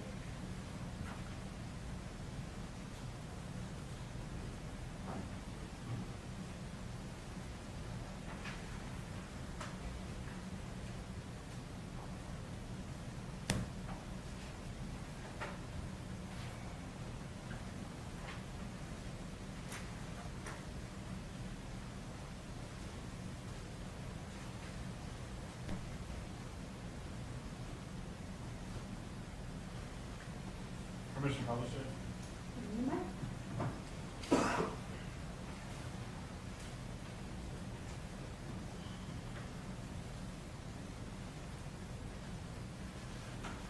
Okay, Detective, so we saw this already. We talked about station number 62, which is your Altima. There's new 72, which is the left side of that Altima shown at the moment. Is that right? That is correct, yes, sir. Station number 68, we've already seen this picture. Do you see Mr. Chemirmir in the courtroom today? I do, yes, sir. Okay, can you point and describe our There's a gentleman at the very end of the table, grayish suit, I think, white shirt, dark tie. Let the record reflect the witnesses identify the defendant in open court. The record was on what? 68 and 69. That's how he appeared that day. That is correct, yes, sir. Station number 70, we've talked about that as the arrest vehicle and the items found on that trunk of that car. Yes, sir. Individual items that we find on that car, station number 73, what are we looking at? Kenyan passport. And did you all learn that Mr. Chemirmir is in fact from Kenya? Yes, sir, we did. Station number 74, the inside the visa part of the Kenyan passport. Yes, sir. Station number 75, another part of the passport. That is correct. 76 items from inside the car with the manual of Tom Omdi. Yes, sir. Section number 77, did you find some keys? I did, yes, sir. And where were they? And the center cup holder. One of the keys has that Rancho Palisades name on there. You know that to be the apartment complex name? Yes, sir. Station number 77. What was in the back floorboard? It was a hammer. I'm sorry, that's station number 78. 79, is that a close-up? Yes, sir. Station number 80, is that showing those keys as they were in the cup holder? That is correct. States 81, what was in the back seat? So we had some groceries, bottles of liquor, I believe it was. Wine or something? Wine, yes, sir. Was there some food, maybe takeout food? Takeout food, yes, sir. Okay. Did you find in the front some eggs and some dish soap, something like that? Groceries, yes, sir. Yes, sir, we did. Or I did. Okay. You said you took the items from the back of the car and put them in a Walmart bag? Yes, sir, I did. Is that what we see here in station number 82? Definitely, yes, sir. And then when we open up that bag and look inside, it's station number 83, those contents are on the back. Yes, sir. 84, spreading out the contents of that Walmart bag. Yes, sir. Station number 85, was there a phone that was collected out there at that time? Yes, sir, there was. There was, I'm sorry. From Mr. Chemirmir. Yes, sir. Station number 86, a picture of when you, the phone as it's turned on and the first thing that pops up. That is correct. Station number 87, the backside of that phone and how it fell. Yes, sir. Station number 88, what are we looking at here? The baseball cap that Mr. Chemirmir was wearing, time of arrest. Station number 89, is this envelope that was in his hand at the time of the arrest? Yes, sir. And the other side on station number Correct. Station number 91, money found inside or around that at the time of the arrest. That is correct, yes, sir. All right, here in station number 92, do we have that money laid out? Yes, sir. Another look at it in 92. Was there a lot of $2 bills? Several. Several or a lot? A lot. I mean, yeah. Stacks and stacks of $2. A lot. Okay, we're going to go through them here. Section number 94, Yes, sir. 95, Yes, sir. 96, Even more, yes, sir. 97, Yes, sir. 98, Yes, sir. 99, Yes, sir. Station number 100, Yes, sir. 101, Yes, sir. 102, Yes, sir. 103, Yes, sir. 104, Yes, sir. 105, Yes, sir. 106. Yes, sir. Those are all just different rows of $2 bills. That is correct, yes, sir. There was some jewelry also found in his hands. Yes, sir. Section number 107, is this some of the jewelry, it looks like maybe with a peacock design to it? That is correct, yes, sir.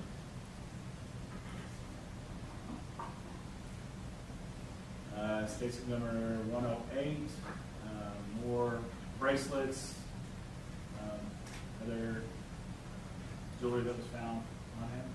That is correct, yes, sir.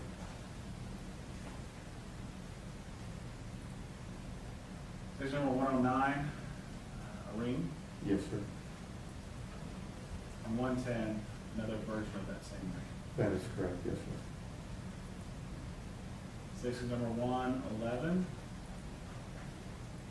another bracelet with some sort of an animal design on it. That is correct, yes.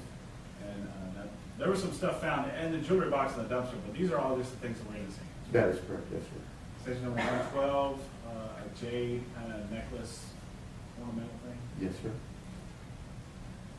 This black bag, is that like a little jewelry pouch? Yes, sir. One of those felt pouches. Says station number 113. 114, the contents of that pouch, Yes, sir. different pieces of jewelry inside it. Yes, sir.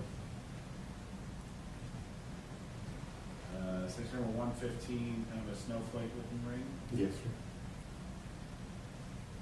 Station number 116, a half heart, and then a green with a green stone. Yes, sir. 117, is that green stone ring? Yes, sir. So number 118, more items that were found on Mr. Chemirmir. That is correct. Station 119, bracelet, kind of like a little ridged kind of design to it there. That is correct. Yes, sir. 120, a necklace, gold necklace. Yes, sir. 121, gold necklace with the name Kim, K-I-M. That is correct. Yes, sir. We've seen some of these pictures. This is the jewelry box, station number 122, as it was seen inside the dumpster. That is correct. Yes. Station number 123, some more drawers and some items that might have at one time been inside the jewelry box. Yes, sir.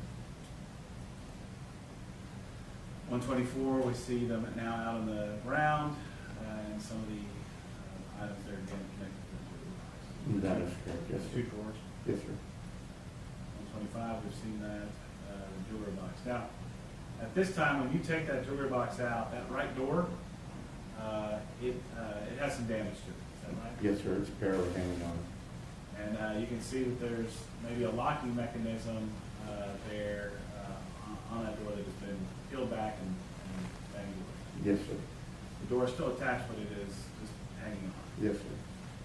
Looking at State's Exhibit number 126, you see again, the door's attached, but just there.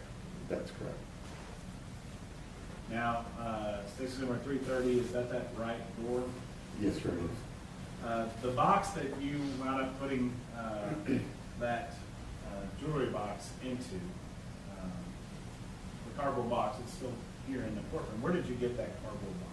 I recovered it from the dumpster. And at the time, you're out there to make really an arrest of Mr. Chemirmir. That is correct. Your job is not as a physical evidence collector. Yes, sir. But under the circumstances, you're just trying to do what you can to secure whatever evidence you do have. Absolutely. I did not have anything large enough. I usually carry some evidence bags and whatever in my vehicle, but I did not have anything large enough to put that box into.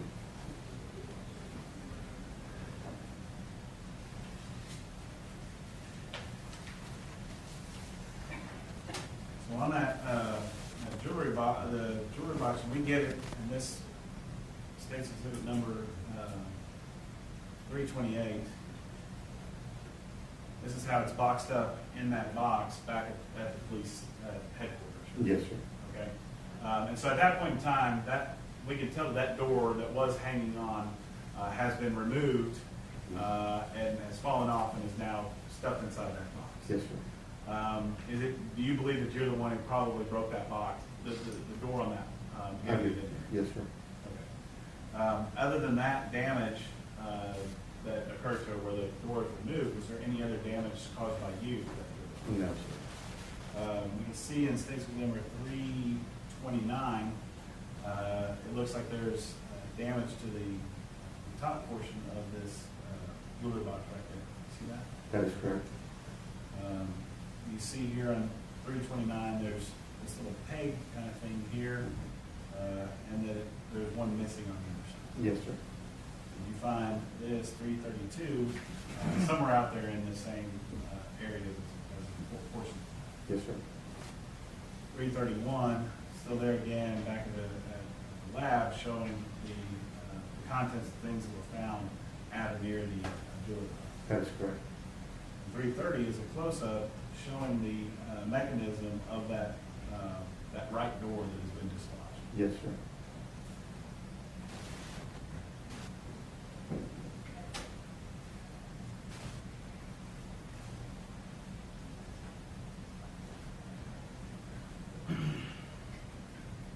Back out at the scene, you can see there again that right door with the hinges kind of off. But who's holding that box in that scene? I am. Okay, and there's showing the contents that was found inside. There was one drawer still in there. That is correct.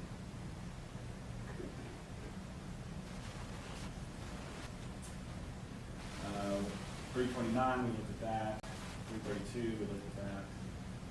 128, other contents of that, the jewelry box. Yes, sir. You've already seen this document. There's also a name tag with the W.R. Harris in there. Yes, sir. We've seen 129 already. That's a document that has Mr. Harris's name on it and Luke T. Bangs' name on it. Yes, sir. 130, we've seen that, Luke T. Bang card, and we may tie that later on to Luke T. Harris. Yes, sir. Yes, sir. I'm sorry.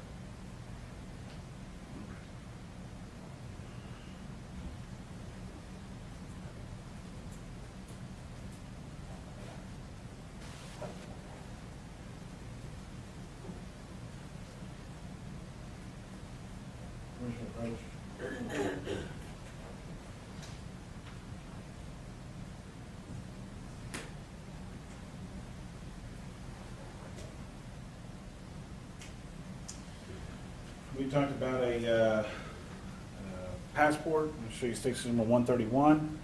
Is this that passport for Mr. Chemirmir?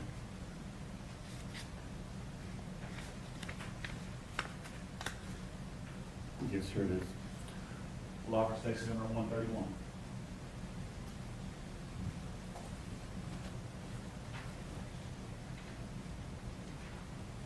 No objection, Your Honor. We'll get to 131, we'll be in there.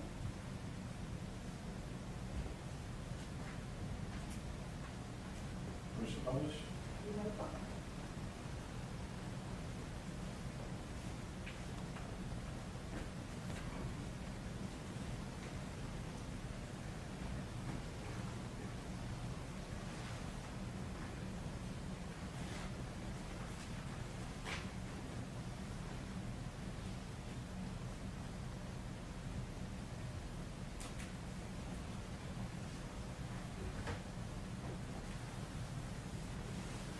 Station number 133 and 134.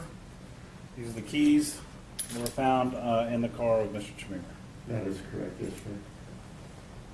Law for station 133 and 134. No objection, Your Honor. All right, we'll get to 133 and 134 will be.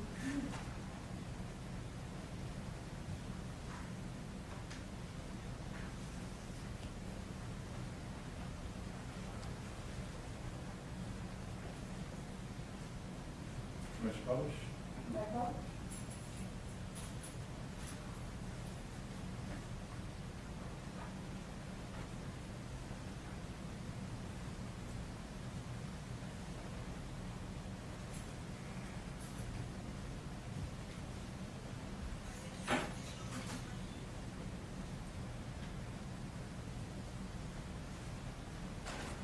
Station exhibit number 135 and 136 and 137. 135 is up the hammer. Yes, sir, it is. 136 is the phone, and 137 is the hat. That is correct. The law for 135, 136, and 137. No objection.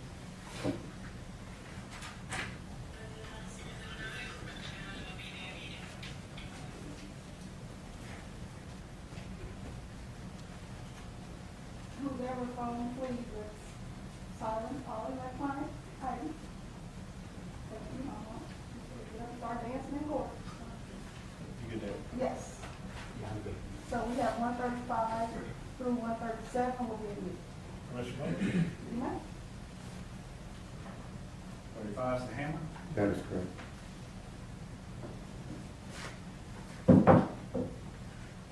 36, the Alcatel phone. Yes, sir. We saw that when this was turned on, we had a picture of the name Margaret was popped up. That is correct, yes, sir. 137 is the hat. Yes, sir.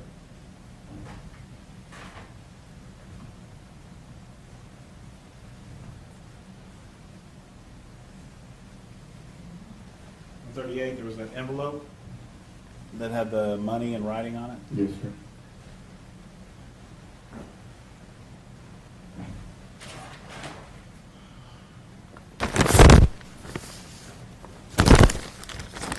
139, 140, 140 is some change, 139 is the dollar bills and the $2 bills. That's correct.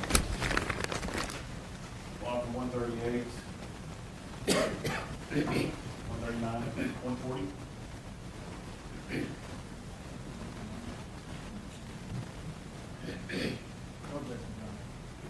Basically, it's 132, 139, and 140.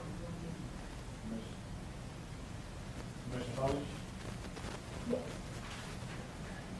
138 is the envelope. Yes, sir.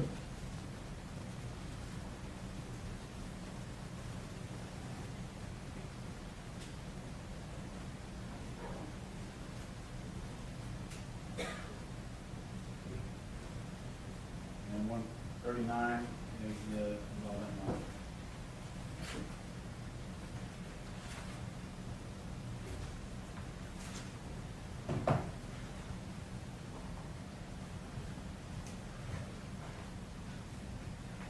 One forty, just 40 something. Yes.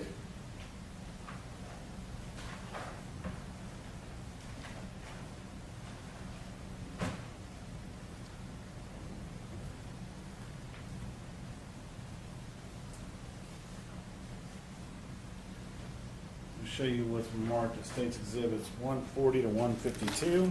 I'm sorry, 141 to 152. Little individual baggies with all that jewelry we just saw all the pictures of. Yes. And all this is collected out of the hands of Mr. Chemirmir. That is correct, yes.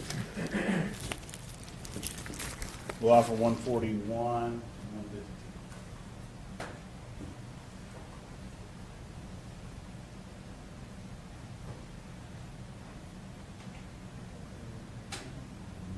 No objection, Mayor. All right, States Exhibit 141 through 152 will be admitted.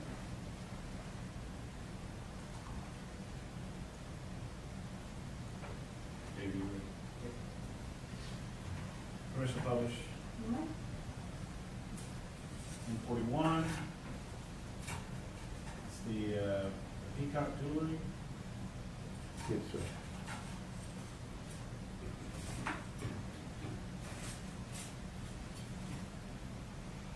One 142. You can see a little a diamond ring on those pictures. That's the same diamond ring. Yes, sir. 143. There was a bracelet that had like a little animal design on it there. Yes, sir. 144. So a picture of some jade necklace. We're seeing there. Yes, sir. 145. Felt pouch. Yes, sir. 146. Kind of what I call the snowflake type ring. Yes, sir. 147. With a ring with a green stone in it. Yes, sir. 148. We looked at a bracelet that had some kind of like little ripply gold kind of design on it. Yes, sir. You see that right there. Yes, sir.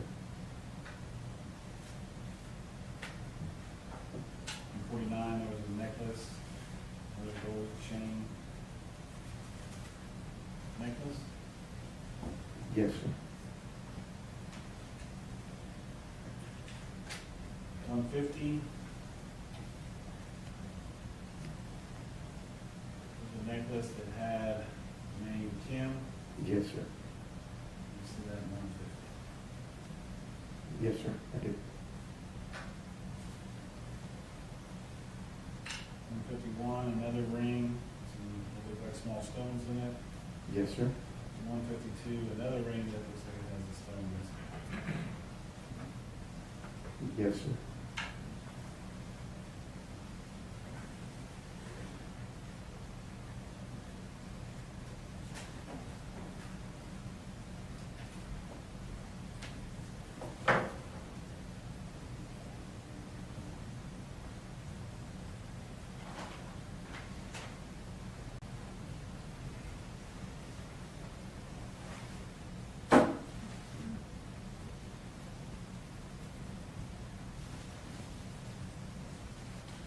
153, we saw that pink card. 154, document of the affidavit. And then 155 is a bank card from the Bank of East Asia. Yes, sir. Now, these were things that were collected out of the jewelry box. That is correct. We'll offer states exhibits 153, 154, and 155. No objection. Start that exhibit again. 153, 154, and 155. Okay, I want to make sure 153 through 155 will be mixed.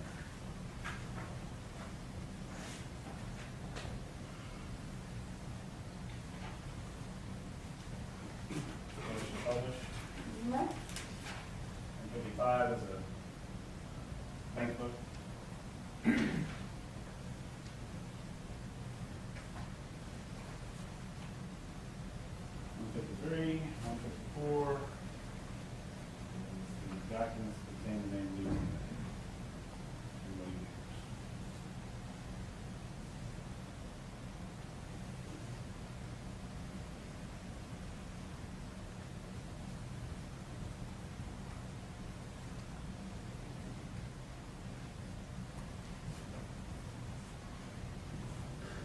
$266 is this that name tag of W.R. Harris or Bill Harris?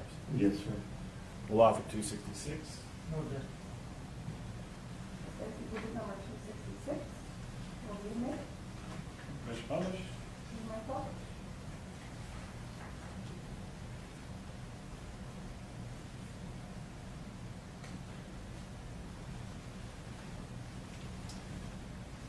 The extra items, the extra items we found inside that, either on his person or in his in the jewelry box, was put into State's Exhibit number 258, and then 267. All the cardboard boxes.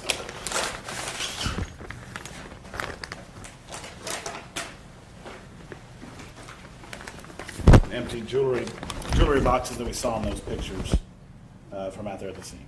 That is correct, yes, sir. 260, 258, and 267.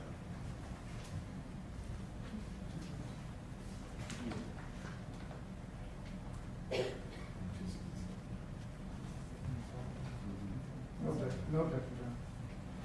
Okay, State's exhibits 258 and 267 will be Permission published?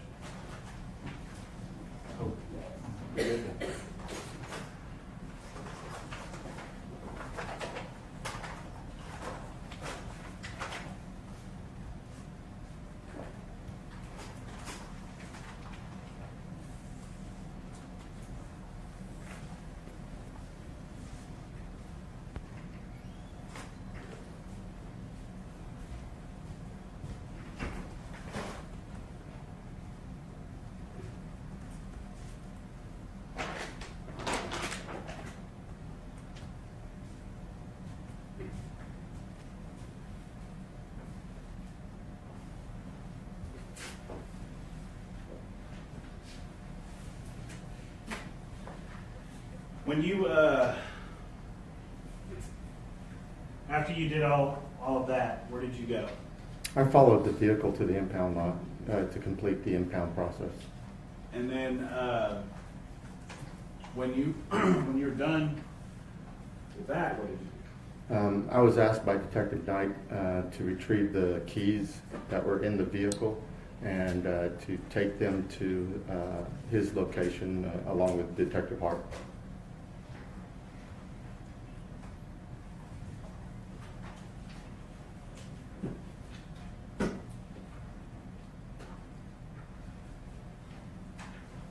So these keys,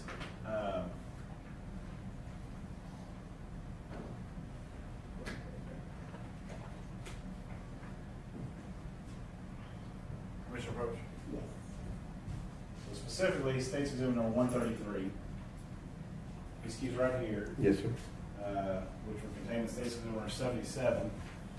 You had these keys initially found up here at Pier Ridge. That is correct, yes, sir. And you were asked to take these keys down to Warm Breeze address, is that right? Yes, sir.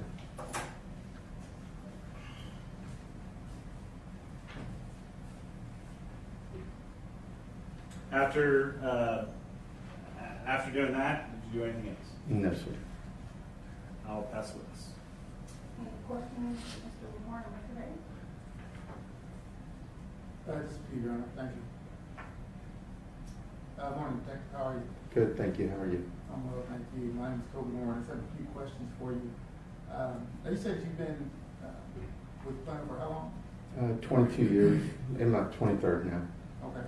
And was this your first and only position as a law enforcement officer? I'm sorry. Was this your first and only position as a law enforcement officer? Like, is this your only job as a police officer? Oh, I was in patrol prior to, I spent 4 years in Dallas in patrol. Okay. And then I transferred to Plano. I spent about 2.5 years on the street as a patrol officer. And before I was selected to join the intelligence unit. And on this day back in 2018, you were a member of that intelligence division, is that correct? Yes, sir. Okay. And just briefly, so in your position with that intelligence team back then was what exactly? Like, what was your role? So I was a detective assigned to the unit, responsible. My primary responsibility was to the narcotics division. So I helped them with all of their investigations, their search warrants, arrest operations. I would gather information on suspected individual drug dealers, what have you.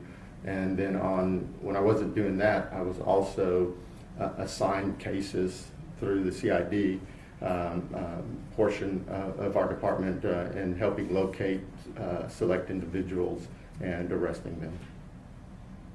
And whether as a patrol officer or a detective or helping out CID, do you always have to be versed and prepared to collect and document evidence collection? That is correct. Is there any kind of training that you go through, detective, in regards to those things? There's a couple of classes that you have to take as part of your continuing education in order to get to the master peace officer level, which I am. Okay, you take her off there then. What was that last part you said? I couldn't hear you. To obtain a master peace officer certification, which I am. Okay, so what does that mean? Explain that to the jury. I've received the level of education plus college plus years of service to obtain the highest level of certification a police officer can hold. And how often do you have to take this continuing education that you spoke of? The continuing education I took was prior to that certification. Now it's just whenever it's offered through our academy through yearly in-service training. And what's the purpose of taking those classes in regards to the collection and preservation of evidence? To learn how to properly do it. And when you say properly, so there's a method or a methodology to collection, is that correct? There's several methods, yes, sir. Okay. And what's the general purpose of collecting evidence? Like what's To preserve the items that we suspect are part of a criminal investigation. And when you say preserve, what does that mean? Preserve them as best we can by collecting it, trying not to alter it in any way prior to it being submitted as evidence. Okay. And have you ever heard the term the integrity of the evidence, detective? Yes, sir. What does that mean? Explain that to the jury for me.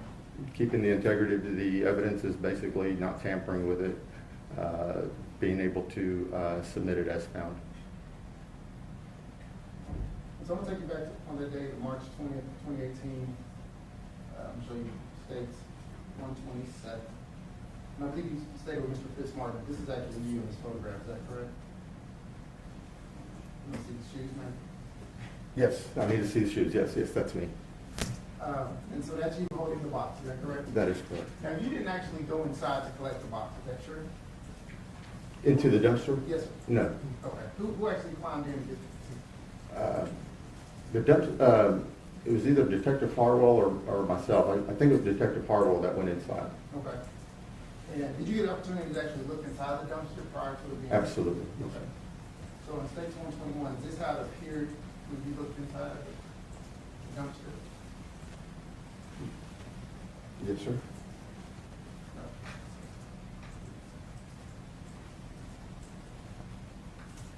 Does that look a little better? Yes, sir. Okay. And is that, it appears to be on some sort of wood, but is that laying towards the bottom of it and then it's just dumped on top of that, what it appeared on that day? That is correct, yes, Okay, sir. it looks like a Chipotle bag that's there. Yes, sir. Okay. And then he went in and then handed it to you and, you held it, and you didn't take the pictures and you were just holding it, That is correct, yes, sir. Were you the only one that actually handled the jewelry box out there at the scene? Predominantly, yes, sir. Okay. And is that normal for kind of one person to handle the different pieces of that? I was the only one wearing gloves at the time, so yes. And I'm just gonna show you on stage 124, there, and that's that same jewelry box that you were holding and collected that day, is that right? That is correct. And then closer up on 125, Yes, sir. and then 126 as well. Yes, sir. And although it's on there loosely, even on 326, here in the corner, see, that door is still on there, is that right? The only thing holding it is the very last nail on the very bottom. Right. But on 326, it's still attached, as well as on 127, it's still attached, is that correct? Yes, sir. And then you also said, Judge, may I approach? You may.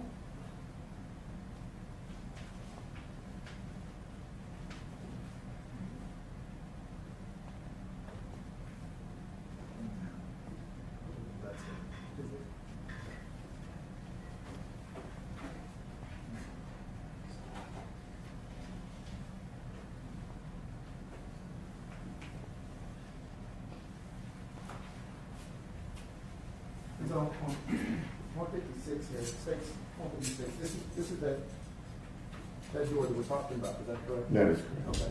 And now even at this point, even the little nails that were used to fasten to the door or to the box are no longer attached. That is correct. But when you first encountered that jewelry box of 156 on that day, it was attached. Yes, But sir. it also looks as though there was some manipulation in regards to closing it and opening it for the picture's sake, is that right? That is correct. Okay. And is this the actual box that you had placed it in on that day? That is, yes, sir. And I believe you said that you actually got that from the dumpster. Yes, Is that sir. correct, Mr. Detective? Yes, sir. Okay. Now, one of your colleagues, Detective Faggot, I believe, stated that there were several of you guys out there staged up and waiting for Mr. Chemirmir to return to the apartment, is that right? Yes, sir. And in fact, it was an arrest team that was there. Okay. And I believe they said between 6 to 8, maybe even more of you guys out there that day? Could be, yes, sir. Some plain clothes and some uniform. Correct. Okay. And part of that was, he said, was because of the nature of, at this point, you guys thought you were onto something big, probably something maybe even high profile. We thought it was bigger than what we actually had in hand, yes, sir. Okay. And so especially on a case that's, I mean, you want to do it on all cases, but especially on larger cases, you want to do everything you can to preserve the evidence in the best possible fashion. Is that right? That is correct. As well as be able to receive any kind of evidence that you may be able to retrieve from items that are collected. True. And that would be DNA, fingerprints, things like that. Is that right? It could be, yes, sir. If possible. If possible. Right. But you would agree with me, Detective, that taking a dirty box where there's food and other things and God knows what's from a dumpster to put evidence in, like that's not preserving the integrity of it, is it? Sir, I did the best I absolutely could. I went through several boxes prior to that. I tried to find the cleanest container that I could possibly find since I didn't have anything on myself. And I thought it was better to contain it into something in order to prevent the contents from just falling loose while in transport. And thank you for that. So I'm gonna go back to my question. But that's not the best way to preserve it in regards to if you were gonna do some sort of testing or something on that. Is that correct? So yes and no. I mean, yes, there's probably a lot more preferred ways of doing it. However, at that time, that was the best I could do. You ever heard of transfer in regards to certain types of evidence? Transfer? Yeah, like transfer DNA, things of that effect? Yes, sir. Okay. Explain that to the jury, what you know about it. Transfer DNA is, for instance, you handling something that gets that can be later touched by somebody else, and it kind of just moves from one point to the other. And that's part of why you want to preserve the evidence and the integrity of the evidence. Is that right? Yes, sir. So you can eliminate those kind of things. Mm-hmm. Because if you have those kind of things, then it decreases the probability of the trustworthiness of that evidence that can be obtained. Could be. That's saying? It could be, yes, sir. Thank you for taking so long. Anything further? Nothing further, Judge. Okay, may this officer be released? Yes, sir. All right, you can sit down. Thank you. Thank you.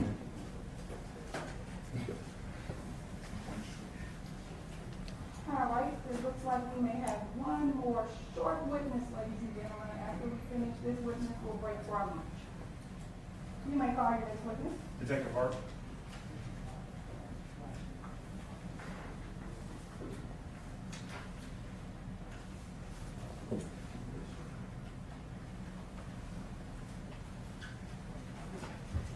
Good morning. Good morning.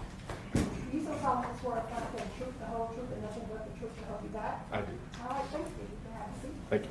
And you're welcome to testify with or without your consent. Thank you. Mr. Fitzmartin, you may proceed. Thank you, Judge. Morning, Detective Harp. Can you please introduce yourself to the jury? Yes, my name is Detective Grant Harp. I'm with Plano Police Department And how long have you been with Plano? since 1995. And what division are you currently assigned? Currently assigned to the Criminal Intelligence Unit for the last 20 years. All right. And so back on March 20th then of 2018, you were assigned in that same role. Yes, sir. And did you help in the investigation of Billy Chemirmir? Yes, I did. Specifically on March 20th, were you given some information, the name Lou T. Bank? Yes, sir. And what do you do when you, what is your goal when you get that name? I was available to do research on the name via a website called accurate.com. We utilized it's a search engine to search people, places, and such. I put her name in for the state of Texas. Okay. So at the time that you get that information, you know that there's been an arrest of a Billy Chemirmir. Correct. You know that the day before, on March 19th, that he had attacked an elderly woman in Plano. Correct. Or at least he was a suspect in that. That's correct, yes. And upon his arrest, there's a jewelry box with a female's name. And so you wanted to try to find out if we could find where that female is. Yes, sir. Were you able to, in your search, these websites that you have access to, were you able to narrow down a Lou T. Bang in Texas? Yes, I did. Was there a number of them or a few of those names? With her, she had a unique spelling of just L-U for her first name, and that was the only person. The rest had the first name of L-U-E. Okay. And so with the name Lou Bang, did you develop a potential address for that community? Yes, 6609 Warm Breeze. You also, I'm assuming, were made aware of the name of William Harris. Yes, sir. Did that name also associate with that same address in 6609? Yes, by searching the address for persons who had lived there prior claimed that there was a William R. Harris that showed to be deceased at the time, but yes. Okay. And around 7:50 that evening, did you ask the Dallas Police Department to do something? Yes, sir. We contacted Dallas PD, requested them to do a welfare check of the address. And did you and some of the other detectives from Plano actually go down and meet with those the people who were going to do the welfare check? Yes, sir. We briefed them on the information we knew at the time. Did you tell them at that time about the attack on Ms. Bartell from the day before? Yes, sir. They were advised of the reason why we were looking for Billy Chemirmir. And you stayed there at the scene of Warm Breeze as they made their entry? Yes, sir. I'll pass on this. Any questions, Mr. Warren, Mr. Davis? No, none, Your Honor. All right, thank you, ladies and gentlemen. Yes, sir. All right, you can sit down. Thank you, ma'am. Thank you.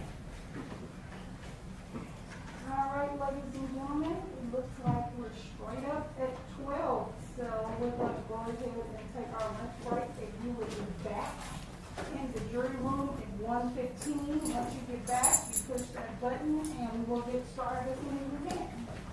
We are at recess. All right.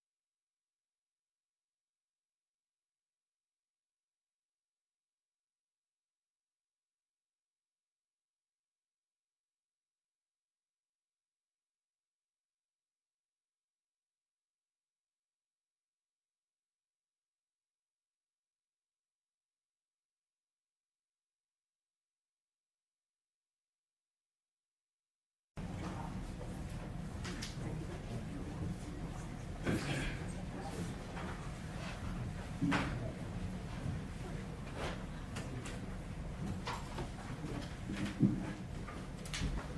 right, everybody can be seated. Thank you.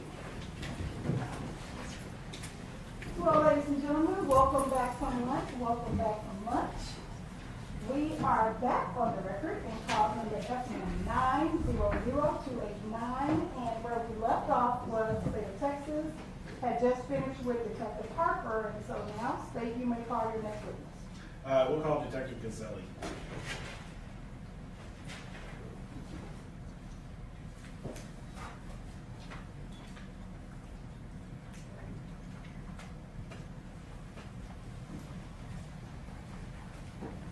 Good afternoon. Good afternoon. You can raise your right hand. Do you so solemnly swear to affirm the truth, the whole truth, and nothing but the truth to help you God? I do. All right, have a seat for me.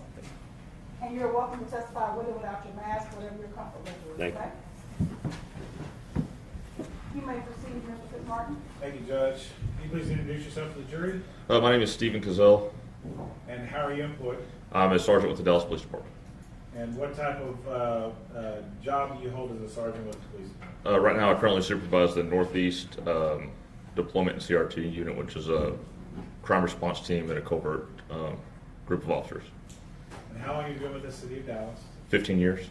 And how long have you held this role? I've been supervising this team for a little over 2 years. And before a supervisor of one of these types of teams, were you a member of one of these types of teams? I was. Okay. And how long were you a member of those? Roughly 10 years. Okay.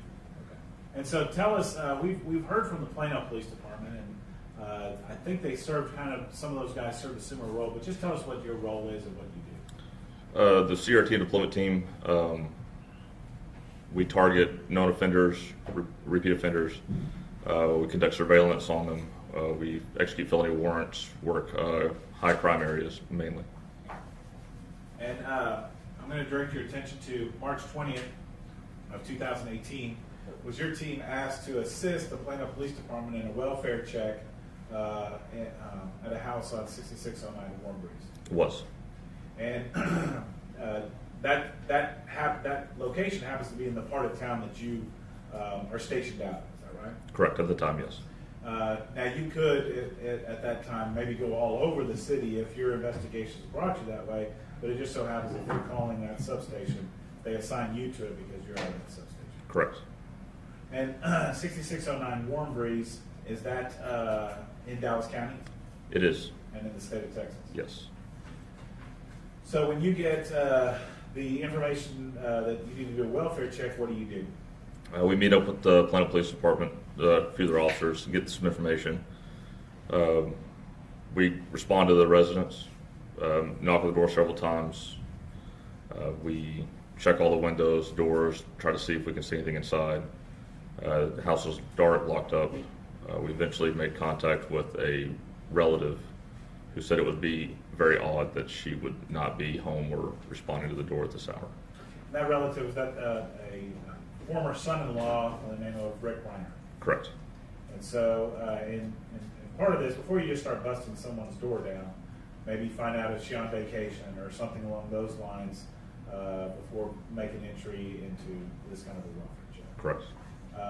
And your understanding is that she should be home, and if she wasn't home, she should answer the door. That's correct. But no one had answered the door. Correct. No one has. So what do y'all do next? We going through the backyard through the back gate and force entry into one of the back doors into the residence. And when you do that, how does your team affect that type of an entry? Just like we would stack up, just like we're serving a felony warrant. You would almost get in a line. The first person would breach the door open, and then usually your second person would be the first one to make entry, followed by a couple more officers to do a protective sweep to the residence. And do you know what you're going to be met with inside any of these types of entries? No, you don't. Are your guns drawn? Yes. Are you in uniform? That night we were, yes. Okay. And so the first guy busts the door in, and then the second guy actually goes in. It's kind of like the scenes that you almost see on TV where they're going room to room to try to make sure everything is safe. Correct. And that's your primary goal when you enter into the residence. Correct. And was the scene safe? There was no one. There wasn't anybody. Any threats inside the scene? No threats inside the scene. Eventually, did you make it into a room and find an individual deceased inside the house? We did. Did you learn that individual to be Lou T. Harris? We did. When you get to a situation like that, the information that you're given by the Plano Police Department, the fact that you have an individual deceased in there, who would you call in at that point in time to turn the scene over to? Our homicide team. Commissioner Approach.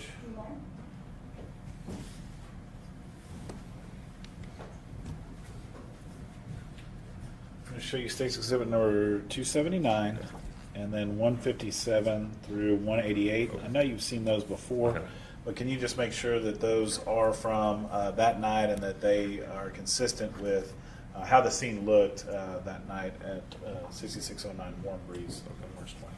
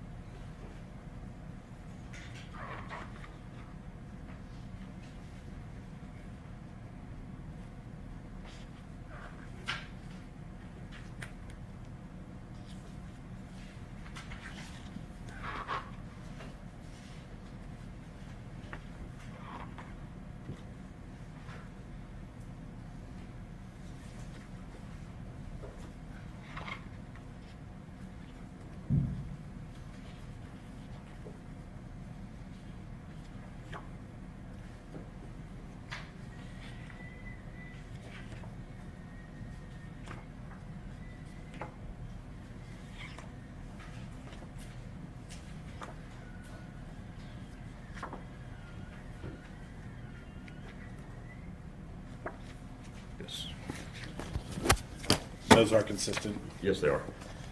At this time, we'll offer State's Exhibits 279 and 157 through 188.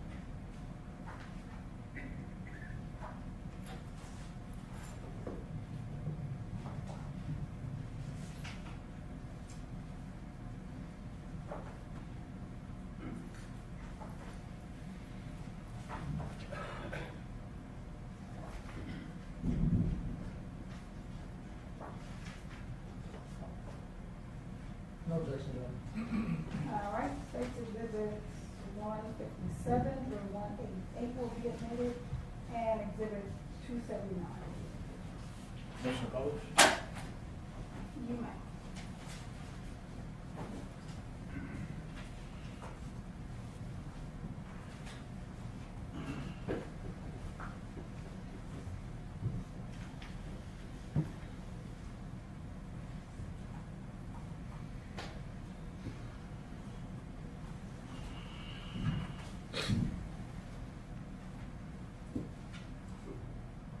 Okay, Detective, here we see kind of a establishing shot of 6609 Warm Breeze and what the house looked like. And that's in 279. That's correct.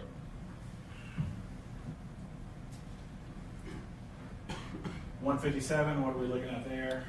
Looks like would that be the Left side of the house? Yeah, the left side of the house or west side? Yeah. So if we're looking at 279 again, we take, go around this Correct. tree kind of there. Is that same tree we see look down? That's the correct. side? 158, if we were down at the end of the house and look back up the left side, is that we see 158? Correct. 159, the garage area and a fence to that same house. That's correct. And 160, you're just keeping, kind of going around seeing the fence. Yes. 161, on the ground next to the fence, there's a broken lock. Do you know how that lock got broken? So we broke it. Okay, and that's to help you get into the house. Did you actually make entry to the back side of the house? Yes, through the backyard into a back door. And so, as you look here, there's the gate that goes inside on 160. 162 is that the inside of that gate looking back. It is. 163, the back kind of patio area of the 6609 Wilburys. Yes. And then just kind of painting around at 164. And then 165, do we go closer up to that back guard gate? Yes. Was that guard gate open that night? It was. I'm not sure if it was open, but it was. I know it was unlocked. We didn't have to force entry into that or pry anything. Okay. And there's a door to the left. There's a door to the right. Did y'all make entry into the door to the left? We did. And is that what we see here in 166, that open door to the back of the house? That's correct. And it was locked and secured when you all first got It was. 167, are we seeing the results of y'all busting in on that door? Yes. And 168, the ground showing the shattered glass and the broken door frame. Yes. So the next few pictures I think are just inside of the house to kind of show what the interior of this house looked like. 169, 170. There's a lot of items just kind of stacked up and stored inside this house. There was. Again, at 171, another room with a lot of items. 172, kind of the main living area. And then 173, what are we looking at here? It's a kitchen table. And 174, another portion of the kitchen table, and then a chair with a person in it. Correct. 175, looking beyond that kitchen table and the chair, we see another door heading into what looks like maybe another room. Yes. 176, that same room. Again, a lot of model airplanes, keepsakes, and things of that nature inside there. Correct. You see this door right here in the center of 176? I do. Do you know where that leads to? I believe the garage. And as we open that door, we look at 177. Are we looking into the garage? We are. 178, stepping out to the threshold of that door to the garage. Is that what we see in a white car? Yes. 179, we're going to take a little trip around the car that was in the garage. 178, 180, 191, seeing that white Malibu car that was parked in the garage. Correct. 182, looking in the rear window of that car. Yes. 183, that's just the other side of the garage. It is. Going back inside the house, what are we looking at here at 184? Looking at the front door. Inside portion of that front door? Yes. And then 185, kind of the locking mechanism of that door. Yes. And it was locked, is that right? The deadbolt was locked. Yes. But the chain was not put up here. Was not.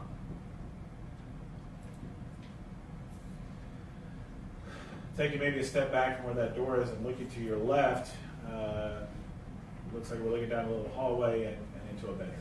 Correct. 187 in that bedroom at the side of the bed. We now see for the first time the figure of Miss Harris. Yes, we did. 188, is this how Miss Harris was found when you all made entry into that house? Yes. Do you know if you or anybody else checked to see if there was a pulse or anything like that, or tried to do CPR? I personally did not, but I'm not sure if someone else did. By the time you had gotten there and what you had seen, did it look as if there was that she had been deceased? Correct.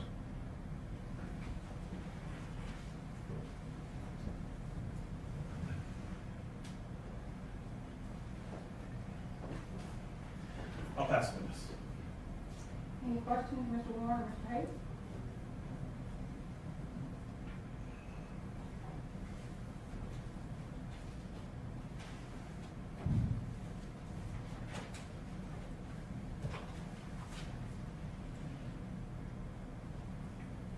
No question, Your Honor.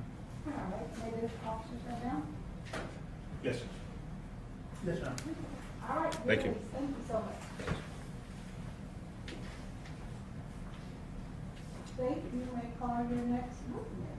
We'll call Detective Casey Shelton. All right.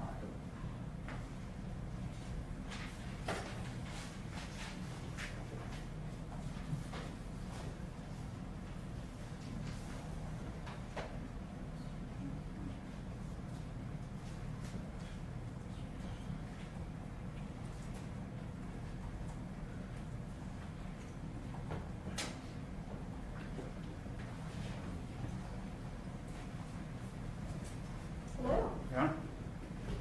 Do you so solemnly swear affirm to the truth, the whole truth, and nothing but the truth to help you God? I do. All right, thank you. You can have a seat for me, and you're welcome to testify with or without your mask. Thank you. Whatever you're comfortable with. And Mr. Fitzmartin, you may proceed. Thank you, Judge. Good afternoon. Good afternoon, sir. Can you please introduce yourself to the jury? I'm Detective Casey Shelton with the Dallas Police Department. And how long have you been with the Dallas Police Department? A little over 23 years. And what is your current assignment? I'm currently assigned to the Special Investigations Unit, which is attached to the Homicide Unit. And how long have you been there?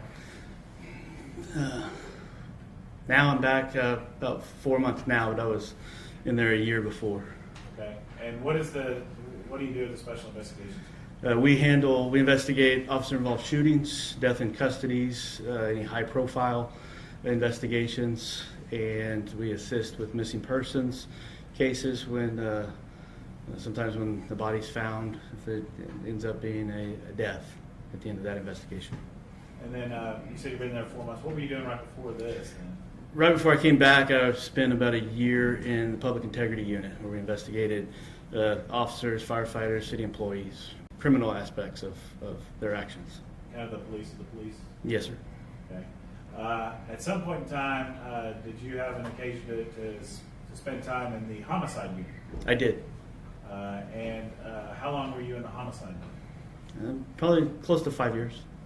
And explain to the ladies and gentlemen of the jury what the homicide unit is. In the homicide unit, then we investigate all manners of death.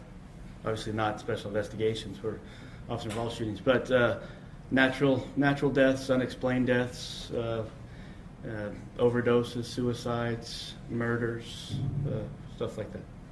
On March 20th of 2018, were you serving as a homicide detective for the Dallas Police Department? I was. And will you explain to us a little bit about how the homicide unit back then worked? I think it's pretty similar to today, but just as far as how an individual detective would get assigned a case. So back then, I think there were probably about 15 to 18 detectives in the unit, 3 squads, but we worked in a manner of like a batting order. So if you're at the top of the batting order and a murder came in, it was your case. You were up for the next murder. And then once you got that case, then you would go back to the bottom of the list, and the number 2 would move up in a murder. We all got the natural deaths, unexplained deaths, suicides, stuff like that, but that weren't necessarily criminal. But murders were in the batting order, and we worked as It was a team concept. So the lead would kind of direct, and everybody else, when we'd show up, you know, we'd assist them on what they need. So on March 20th, when the call comes in on Lou Harris, were you the lead, assigned this as the lead detective? No, Who was assigned this as the lead detective? Detective Brian Tabor. Were you on duty at the time that the call came in, though? I was. And were you in the team concept, even though it's not your case, and I'm sure you had your own cases that you were working on at the time? Yes, sir.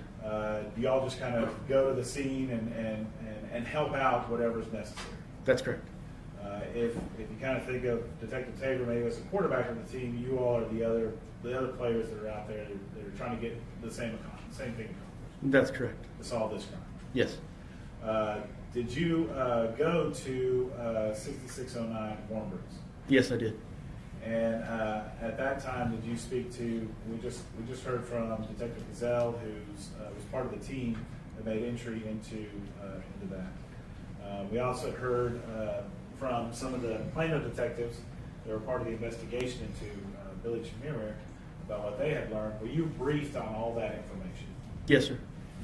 The lead detective, Brian Tabor, was he on duty or off duty at the time? He was off duty at the time. Was he also called to come in to start the investigation? Yes, sir. Part of the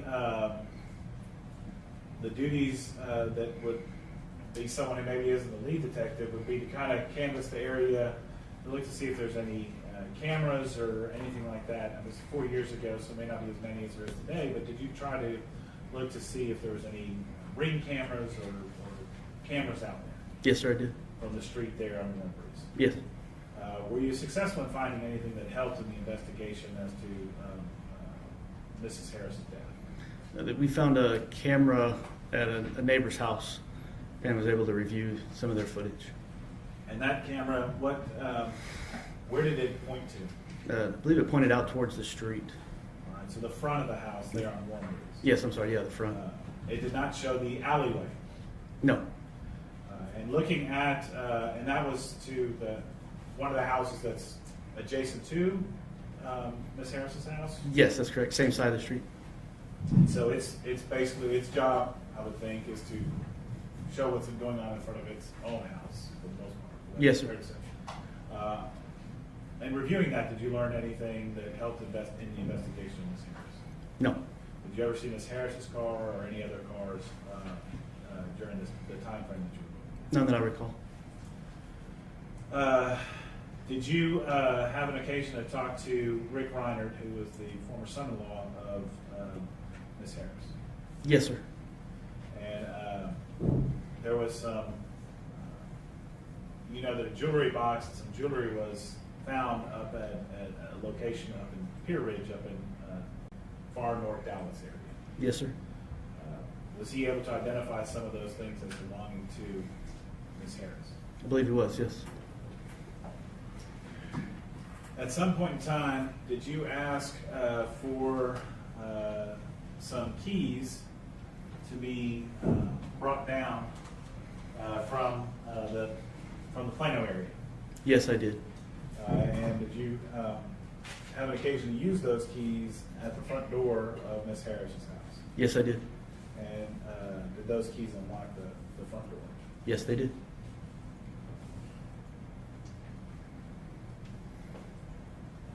Did you actually make entry into the house? Eventually. And did you find and see Miss Harris still inside the house? Yes, I did. When there was, at some point in time, did the Dallas County Medical Examiner's Office arrive out there, an investigator for them? Or Yes. a transport individual for them? Yes, sir. What is their role when they show up? The death investigator who arrived, not necessarily the doctor who performs the autopsy, their role is to view the body, determine if there's any visible signs of foul play, collect any medications, get some histology on the decedent, kind of get a story from the police department to give the doctor some background when they do perform the autopsy. Did the investigator show you anything of interest in dealing with Miss Harris? Yes, What was that? there was petechia that was found on her body that kind of gave me an indication of what may have occurred. And I know you're not a medical doctor, No, sir. but as a homicide detective, have you heard of before what petechia is? Yes, sir. And would you give us kind of your layman's kind of term of what you believe petechia to be? I believe petechia to be the popping or high pressure result of high pressure in the blood and capillaries during physical exertion, strangulation, suffocation, vomiting, any physical exertion, where high pressure is present in the body, near the surface. And the investigator that was out there from the Dallas County Medical Examiner's Office was able to show you some signs of some petechia on Miss Harris. Yes, sir. Did you also take note of Miss Harris and the condition of her makeup at the time? I did. And what did you note about Miss Harris and the condition of her makeup? From what I noticed, Miss Harris's makeup was, to me, complete, except for her lipstick appeared to be smeared or missing. Okay. Once you had that information, did you go back into the location of, and I'm assuming already been told about Miss Bartell, who the day before had been smothered with a pillow. Did you go back and have an occasion to look at the bedroom of Miss Harris and the pillows of Miss Harris's bed? I did. And did you find anything of interest in there in the bedroom? Yes. And what was that? That one of the pillows had what appeared to be the same, or it appeared to be lipstick on the underneath of the pillow as it was displayed on the bed. And was that pillow eventually collected after you had found it and kept forever? Yes, sir.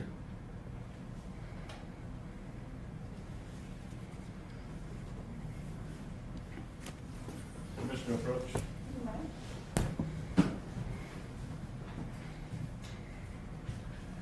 I'm going to show you what's from marked as State's Exhibit 189 to 202. Sir, please take a look at those.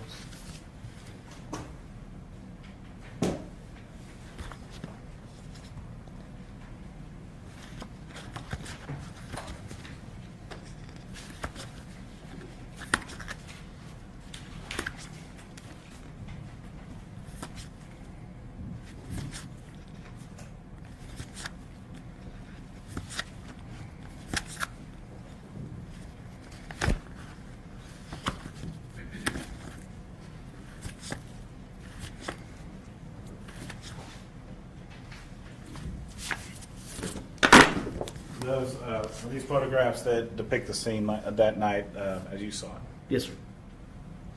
We'll offer station number 189 to 202.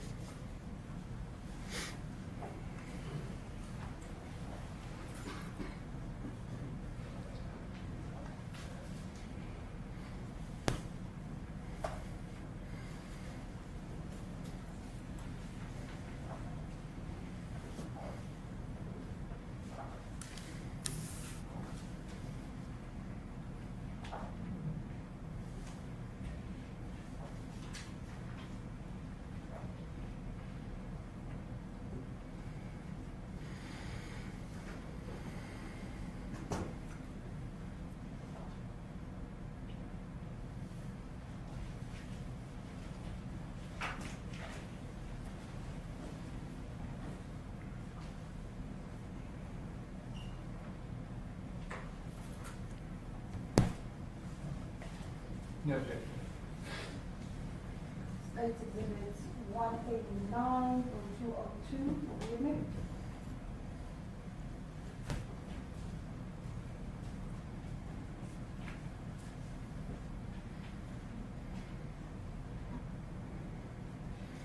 Permission to publish. You may. Okay, State's Exhibit 189, what are we looking at here? Miss Harris's bedroom. State's Exhibit 190, is that her bed? Yes, sir. And it looks like there's some placards here, a 1, a 2, and a 3. Yes, sir. And were there different items collected off the top of the bed? Yes, sir. Station number 191, close up of the placards 1 and 2, and specifically this pink and polka dotted, or white and polka dotted pillow. You see that? Yes, sir. When we turn that over, station number 192, you find that there. Is that right? Yes, sir. So obviously you had, you knew that when these pictures were taken, you had already gone back there and looked at this, saw that it was there, put it back down, and then they came and took the pictures as it had originally looked. Yes, sir. Putting those placards there and all that, but they didn't collect the stuff until you found that the lipstick was there. That's correct. Station number 193, is that a close-up of the smeared area that you believe to be lipstick? Yes, sir.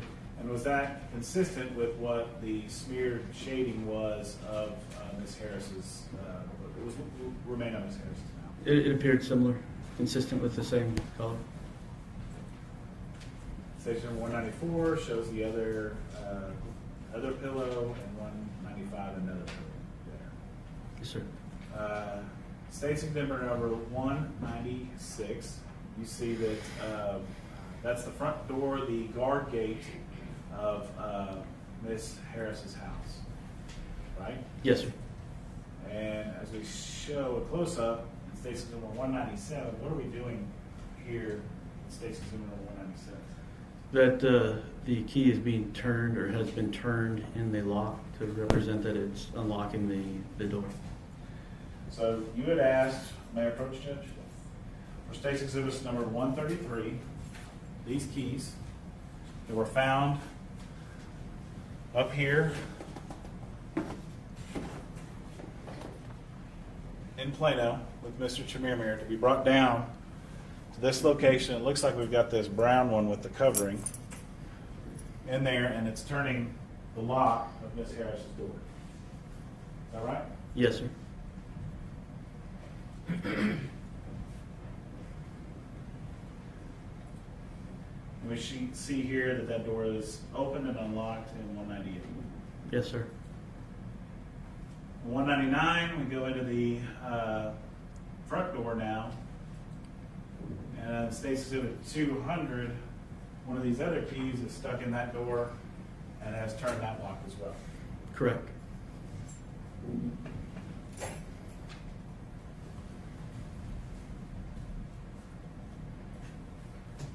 And they open the door. Yes, sir. So then these keys, and it started up here at 4500 Pier Ridge, are now down here at 6600 Warm Breeze, opening that door. Yes, sir.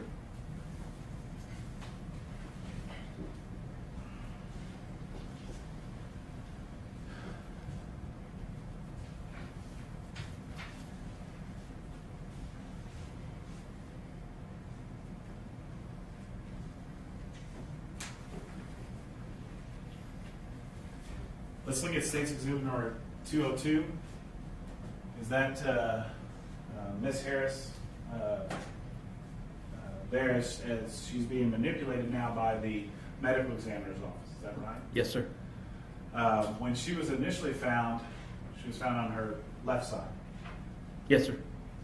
And if we look closely on the, you can see some discharge coming out of her, what looks to be her right side, some glistening discharge. Yes, sir. Right side. Is that movement, does that have to do with the way her body is now being positioned by the medical examiner's office? That's my belief. Yes, sir. But you can see there pretty clearly that the lipstick that you're talking about, the upper part of her lip, is shown there in that exhibit. Yes, sir.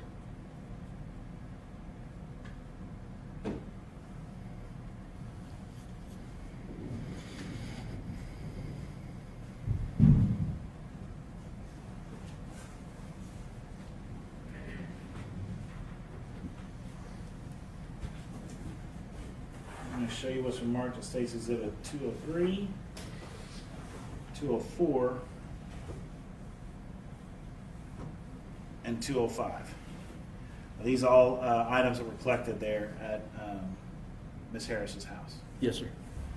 We'll offer 203, 204, and 205.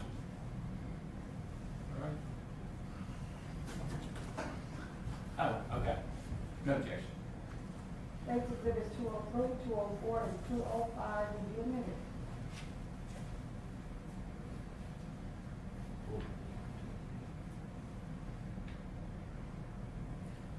Permission to publish?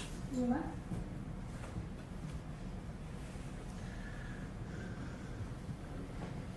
$204 seems like a sweater top, and $205 maybe a nightgown. Yes, sir. And those were things that were on the top of the bed. Yes, sir.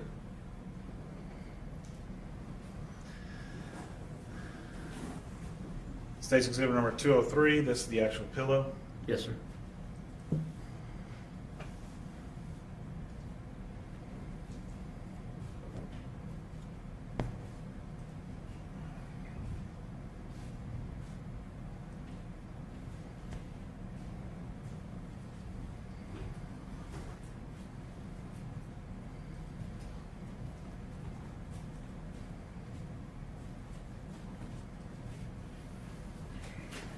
When you compare that pillow to Miss Lou Harris's face, you can see that the lip mark would be right in the center of that pillow. Yes, sir.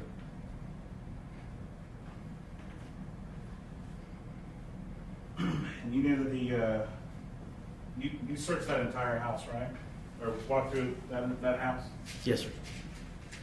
And the garage, we've already seen this picture, but that's how the garage was set up with her car and some stuff on this chair. Yes, sir.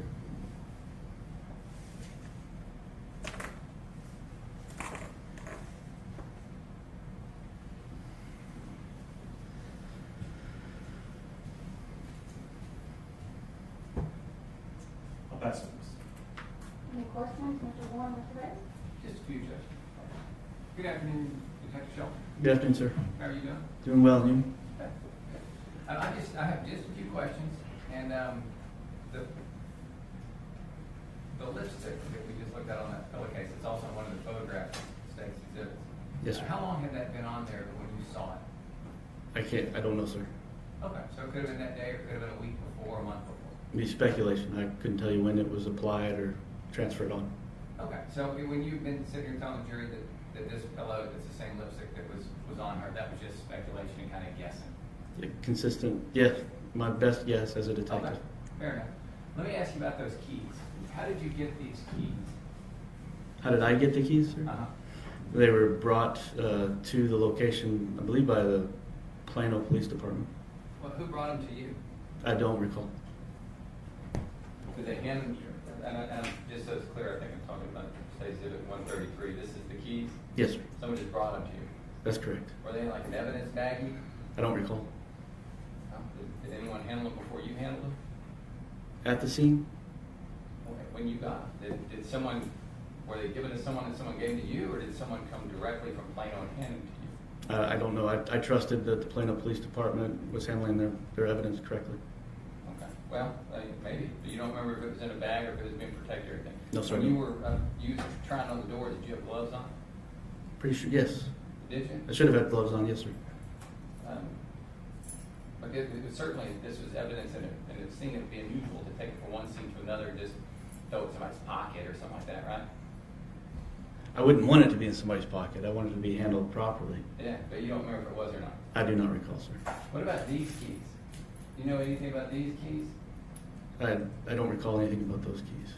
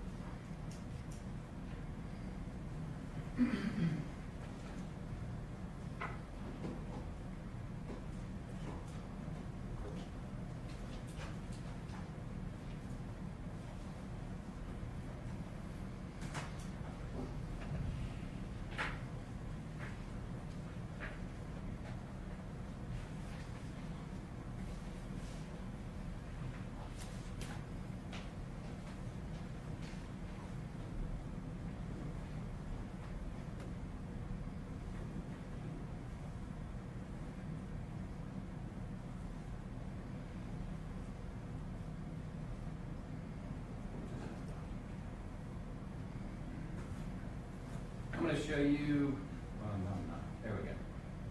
Say exhibit 173, maybe. Have you seen that before? I'm sure I've seen it before. I haven't seen it lately, but I've probably seen it before. Would it surprise you if this was the table in Ms. Harris's house? No, I believe that would be the table. And it appears to have a watch, some, I don't know if those are reading glasses or prescription, and then some keys. You know, it appears to be the keys that I was just showing you over here.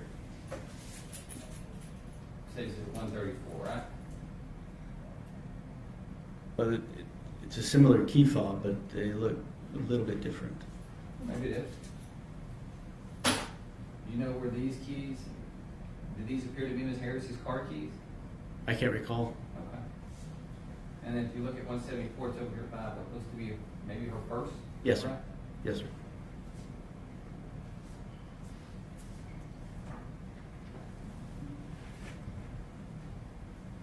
Now that I'm looking at it, looks like this has a reward tag, and this one doesn't, so I suspect those are different. Did you do anything with these keys?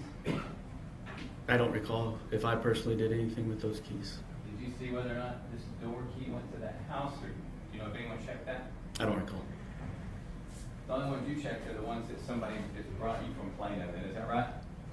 The Plano Police Department, yes, sir. Some officer from the Plano Police Department brought them to you? Yes, sir. Did you know that fella, or have you ever dealt with him before? I don't recall.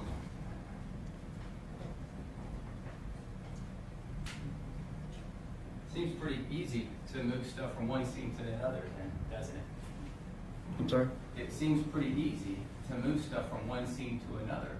It just takes an officer to remove it from one address and take it to the next. Transporting it from one location to another? Yes, sir. Stuff that might be evidence of a crime, it's pretty easy to move it from one location to the other. Yes.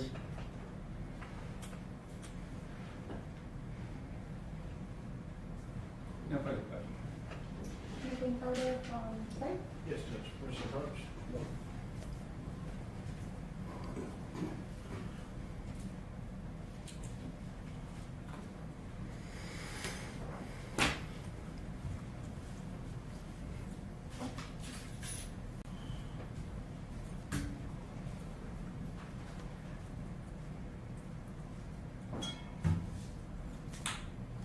Station number 173, the key fob that's on her table, right? Yes, sir. State's exhibit number 134, the key fob that's found up in Plano. Are they the same key fob? They in fact are not the same key fob.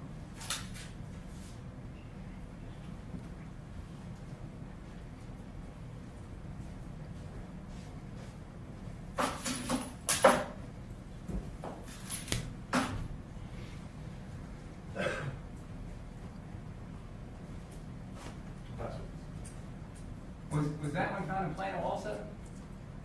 That key fob, sir? Uh-huh. I do not know. Didn't you just tell me it was found in Plano?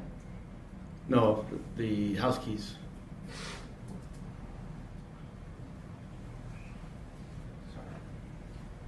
That's this one, right? 133? Those keys, I can attest, were brought to me by the Plano Police Department. And where did these come from? I do not recall, sir. Okay. I misunderstood that. I thought you said these came No, from sir. Plano also. I thought we had all kinds of keys coming down from Plano, but these are the only ones that somebody brought you from Plano. To say somebody, I would like to stick with the Plano Police Department. Well, I'm sure you'd like to, but can you give me a name? No, I can't give you a name, Okay, sir. so somebody. I'll just stick with somebody. Yes, sir. All right, thank you. Nothing further. Nothing further, Judge. All right, may this witness be released. Yes, Judge. All right, you can step down, thank you. Your Honor.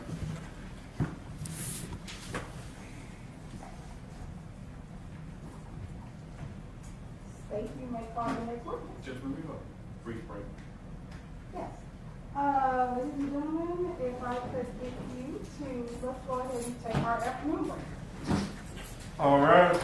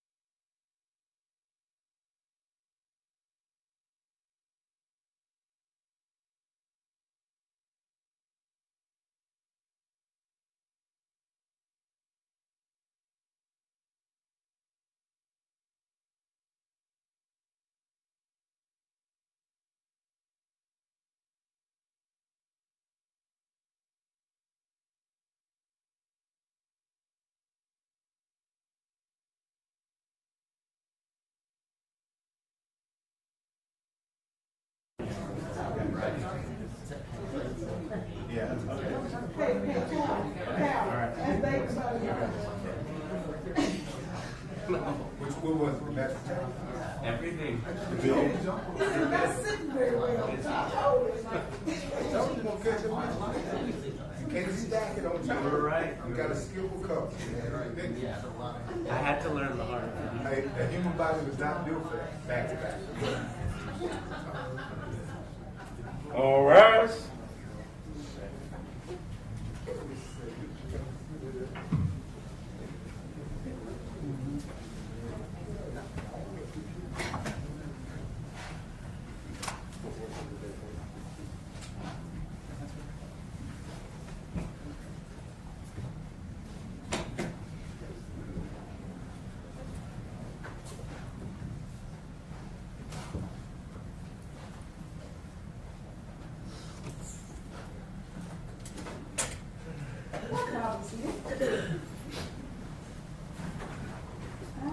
Prior to our break, we are back on the record. I believe, Mr. Fitzmartin, you were about to call your next witness.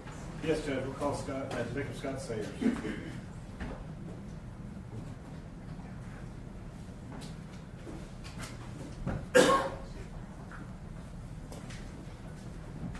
Good afternoon. Good afternoon, how are you, Judge? I'm good. You so solemnly swear to affirm the truth and whole truth, and nothing but the truth and help you God? I do. All right, thank you. Good night, seat for you. And Detective Sayers, you're welcome to testify with or without your mask. Without, please. You're welcome. You may. Mr. Fitzmartin, you may proceed. Thank you, Judge. Good afternoon, Detective. Good afternoon. Can you please introduce yourself to the jury? Detective Scott Sayers, the Dallas Police Department, currently in the homicide unit. And how long have you been in the homicide? How long have you been with DPD? I've been with DPD, this is my 27th year, start of my 27th year. And how long have you been in the homicide division? It's my 17th year in homicide. All right. Back on March 21st of 2018, were you working in the homicide division at that time? I was. And we just heard from Detective Shelton, and he had mentioned a Detective Tabor. Were you in the same unit with those guys on the same team, or were you on a different shift? We were in the same unit. We might not have the same sergeants, but those are guys that I would work with. You kind of find guys that you like working with, and those are two guys that I would always help out or work with on cases. And we had heard, the jury just heard about March 20th and the events that took us from 4500 Pier Ridge down to 6609 Warm Breeze and the finding of Lou Harris. Yes, sir. Did you help out the next day on March 21st in the investigation of the death of Lou Harris? I did. I believe Casey had picked it up the evening before, and then I came in on days and helped out. And when you say Casey, you're talking about Detective Shelton? Yes, sir. I'm going to show you what's been marked as states. May I approach, Judge? You are. Show you what's been marked as states number 206. Do you know that to be Lou Harris? Yes, I do. We'll offer states number 206. No objection, John. All right, ladies and gentlemen, number 206.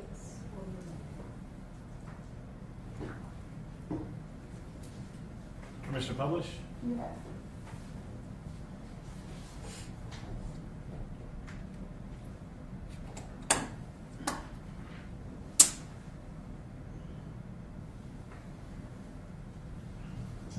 And station number 206, Ms. Harris, she appears to be sitting in her kitchen area. Is that right? That's correct. And you had an occasion to go to 66 Warm Breeze the next day. Is that right, on the 21st? I did.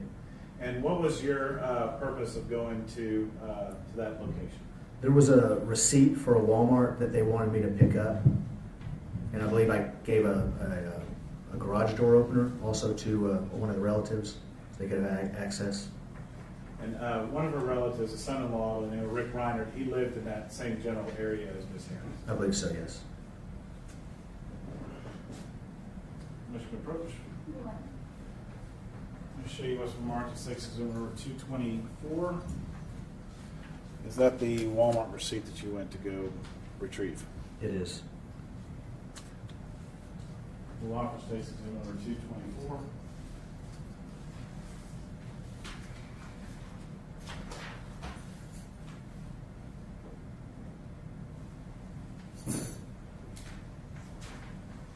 No objection, John. All right, state's exhibit number 224 will be admitted. Commissioner Publish. You may.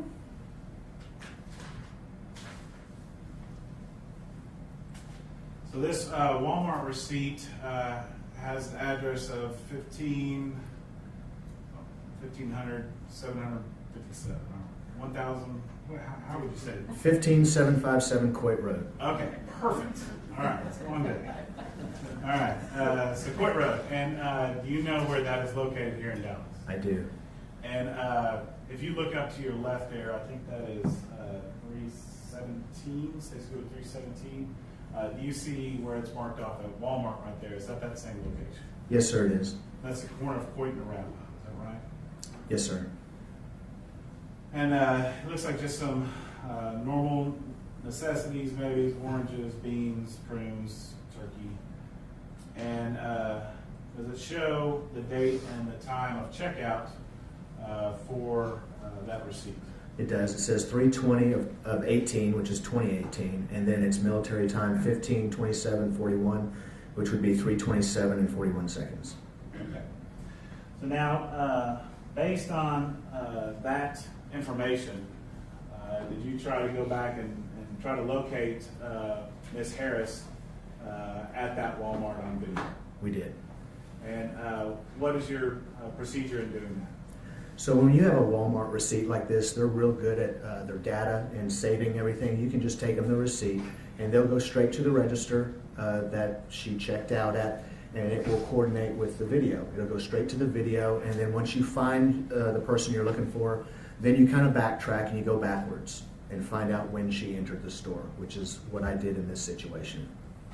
Now, as you're looking at Ms. Harris entering that store and then exiting that store, did you also see an individual of interest named Billy Chemirmir? I did. Do you see Mr. Chemirmir in the courtroom today? I do. Can you point at him, describe an article of clothing? He's got a kind of a gray charcoal suit with kind of a bluish black tie, and he's sitting next to Philip. Philip, Mr. Hayes? Mr. Hayes, sorry. Mr. Hayes. All right. You do a lot of these cases down here, is that right? I know everyone. Yes, sir. Call him Philip, but Mr. Hayes officially. Okay. Let the record reflect the witness has identified the defendant in open court. Thank you, Judge. Mr. Chemirmir, if I show you State's number 69, that is him at his arrest, and this baseball hat was with him on State's number 88. That's correct. You said that you went and you looked at some video from Walmart.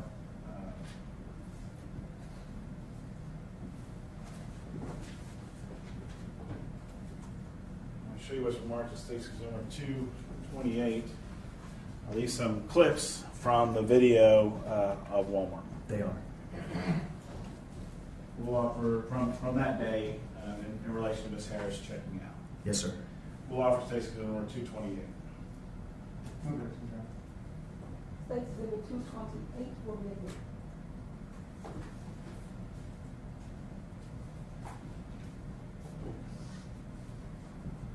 Permission to publish? You may.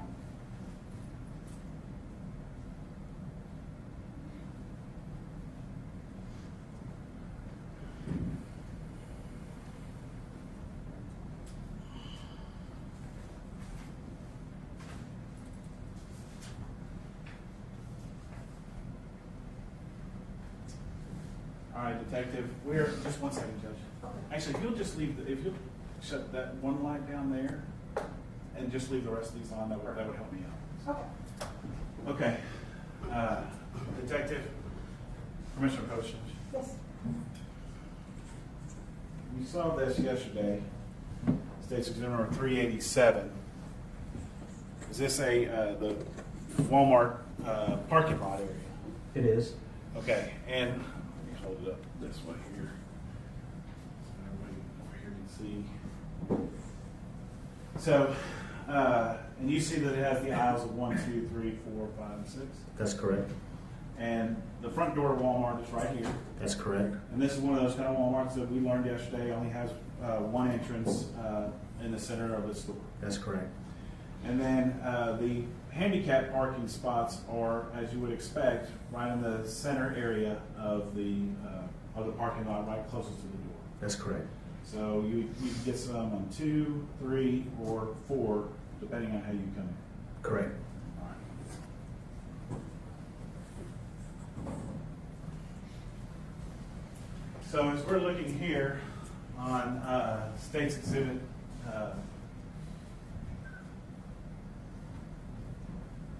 228, and it says like aisle 4 right there. So that would correspond with this in State's Exhibit number 387, aisle 4 right there. That's correct. Okay. And that, you can see that there's a white car parked in this parking spot right there. And in State's, in the video, that is an open spot at this point. That's correct.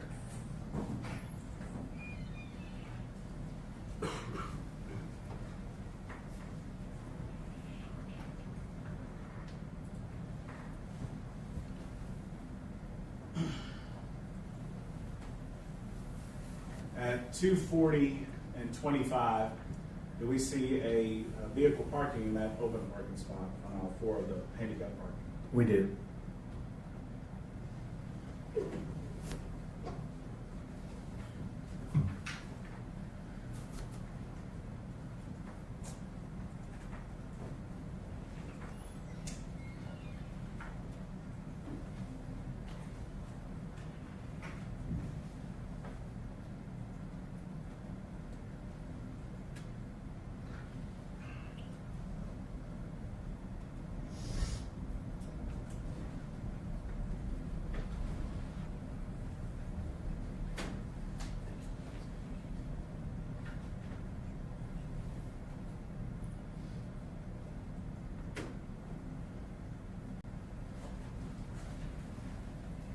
And do you see an individual walking in to Walmart, having parked in that same spot we just talked about? I do.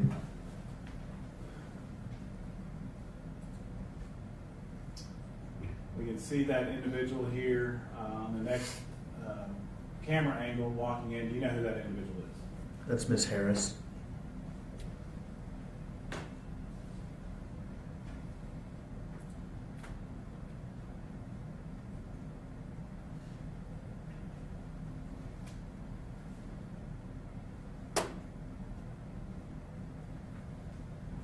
We saw yesterday that that's the basket area over there. When you come in the store to the right, is the basket area. That's correct.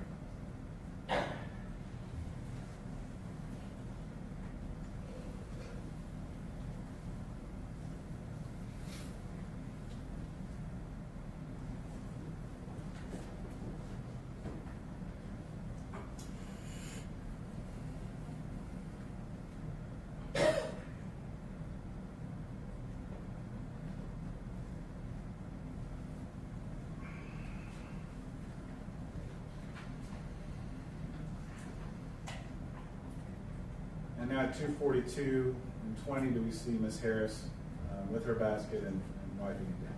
We do. And she enters the store at 242.33. That's correct.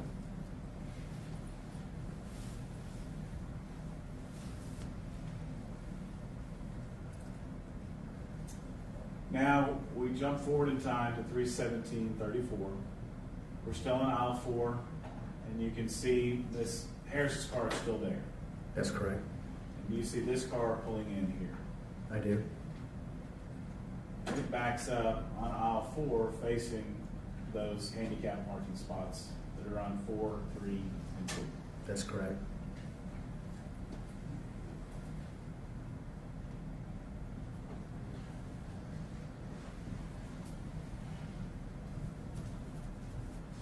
As we're looking at it backing up, if we use 387, basically it's backing up into one of these spots right here in aisle 4. Yes, sir, that general area. And Miss Harris's car is here in that handicap spot. That's correct.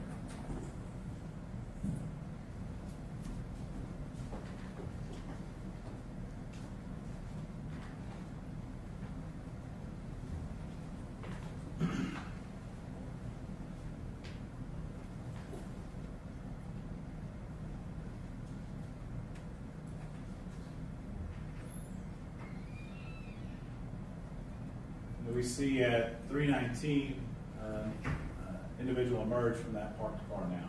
We do. And you know that to be Mr. Chemirmir. I do.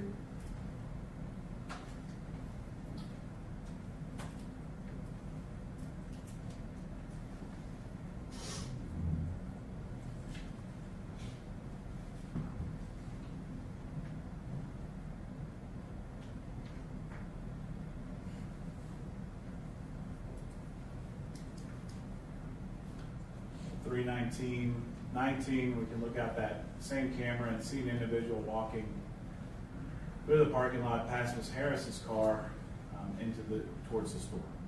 We do. And is that Mr. Chemirmir? Yes, sir.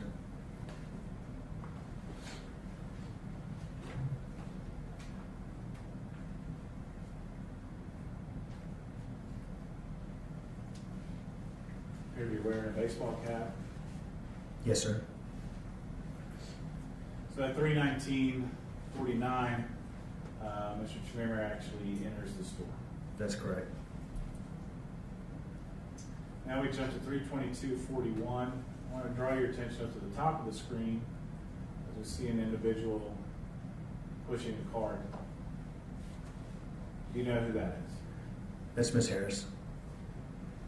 And to the right of the screen, as we look at it, what are we looking at over there? Those are the checkout aisles. What do we see Ms. Harris do at that point in time? She's pulling into one of the checkout aisles with her groceries.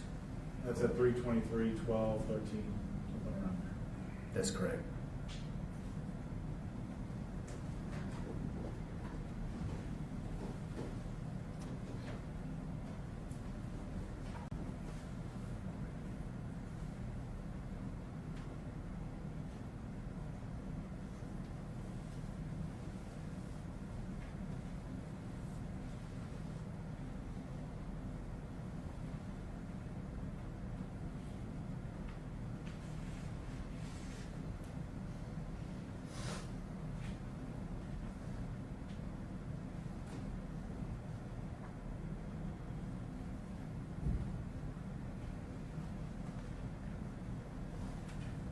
Draw your attention to the top center of the screen there at 3:24. Who is this individual here who's looking down this aisle? That's Mr. Chemirmir. And Ms. Harris is still in her aisle over here. That's correct. Mr. Chemirmir walks down, checks that aisle out, and goes back to the original aisle that he was at. He does. And at 3:24, he's entering, at 26 seconds, he's entering his aisle to check out. Yes, sir. 2 over from right where she is. Yes, sir.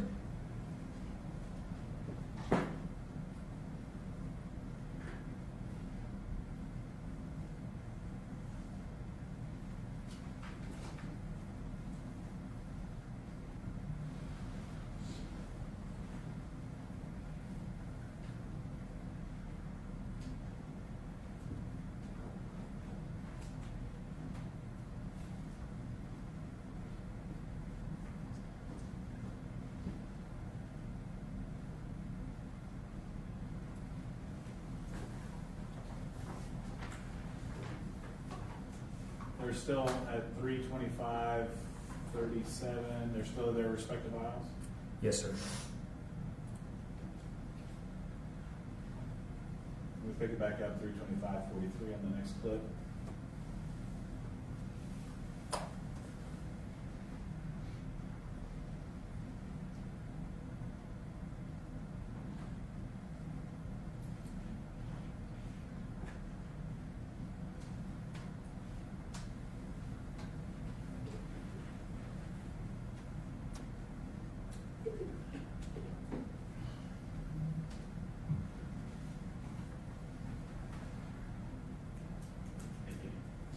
At 3:26, 17 seconds, it looks like Mr. Chemirmir and Ms. Harris are now up, actually checking out and going up to Yes. respective checkouts.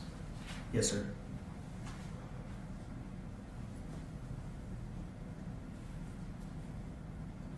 If you look right there at 3:26:41, Mr. Chemirmir is walking away from his checkout. He is. Ms. Harris is still in her area. That's correct.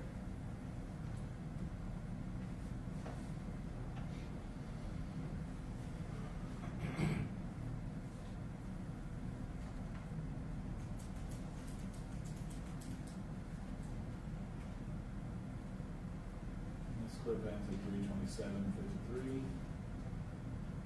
We go back to 326.43. And down here, do we see Mr. Chemirmir now at a different angle, but having stopped in the aisle in between his aisle and Ms. Harris's aisle? I do. To the right of Mr. Chemirmir there, if you were to look to his right, who's standing right there? Miss Harris.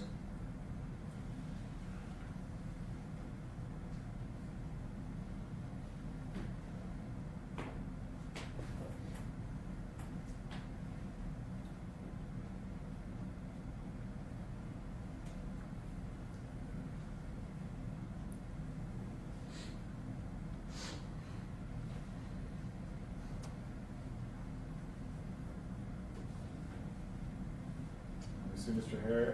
Chemirmir walking up, and what is that right there, that location? It's a bathroom, and then there's water fountains in between the two, men's and women's side. He's getting a drink, I would assume. That's at 327.46. Yes, sir. And then there at 327.53, who do we see? Miss Harris and Mr. Chemirmir walking away from the water fountains. Ms. Harris actually stands here for a little bit as well, sorting her possession. That's correct.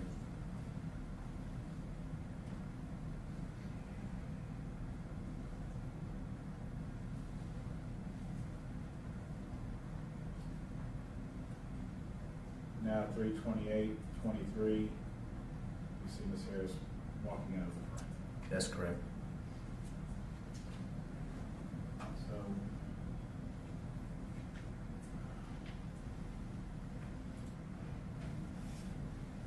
we go back again to 326.50, we can look straight down on what, is that Mr. Chemirmir there and what he's doing? That's correct. Looks like he's organizing his money.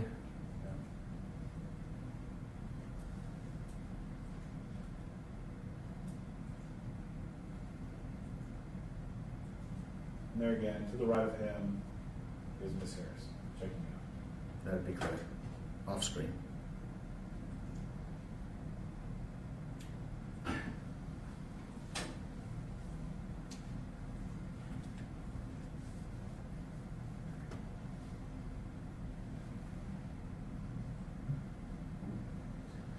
And that's 327, he goes up then to get the water. That's correct. Now we're looking at 328.11. And who do we see exiting there? Mr. Chemirmir. And as we looked on his arrest photo, state number 69, and with the hat of state number 88, he's still in that same outfit that he was arrested in later on. He is.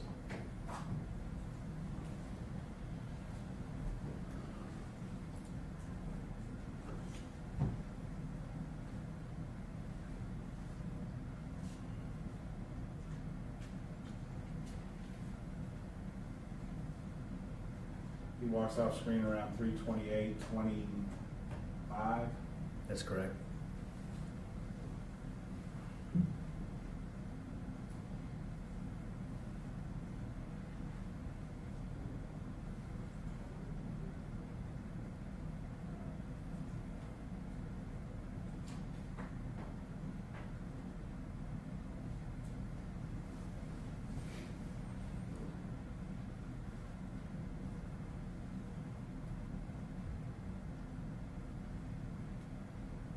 And at 329.27, we see Ms. Harris walking out. That's correct.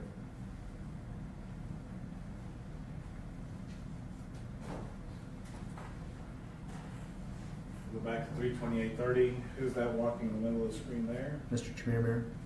Headed back to where he had parked his vehicle.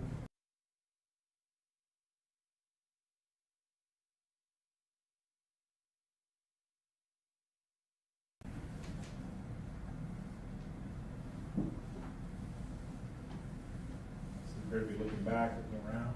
That's correct.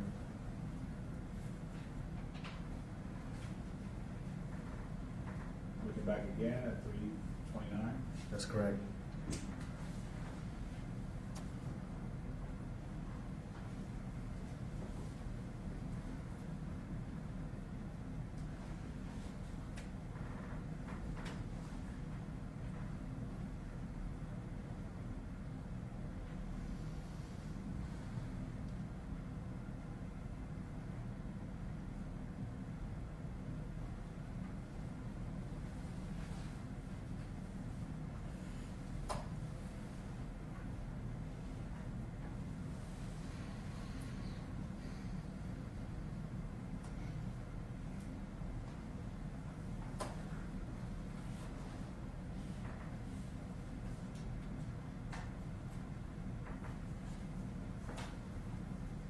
there at 3:29:53, we see Ms. Harris going towards her vehicle. We do. Mr. Chemirmir is still in his vehicle. That's correct.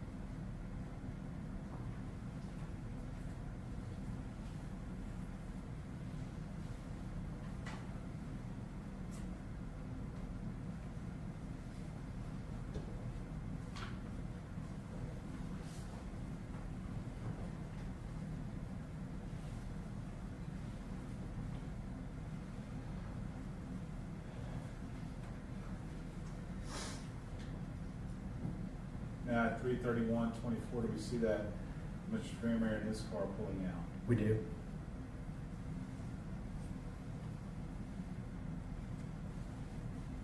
And Ms. Harris getting into her car. That's correct.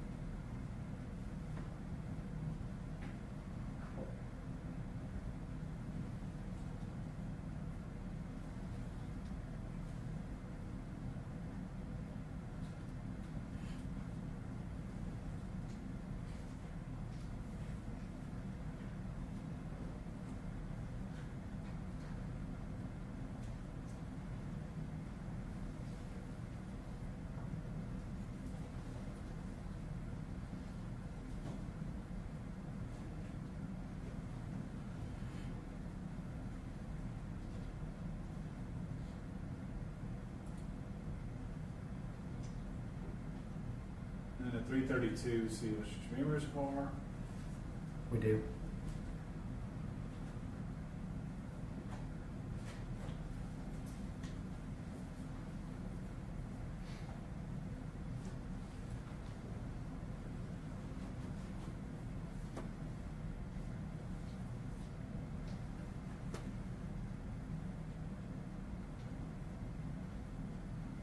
And then about 2 minutes later at 3:34, see Ms. Harris's car. We do. And that's exiting down towards the direction. They both turn right on Arapahoe towards the direction of 6609. That's correct.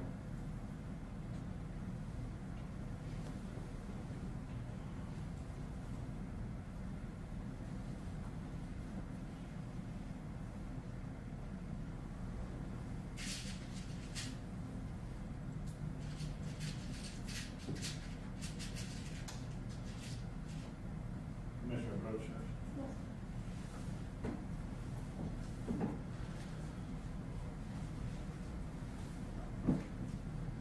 Section number 229 and 230 of those clips from the video we just saw with Mr. Chemirmir leaving at 2:28 and Ms. Harris at 3:29. Yes, sir. We'll offer state exhibit numbers 230 and 229, 230.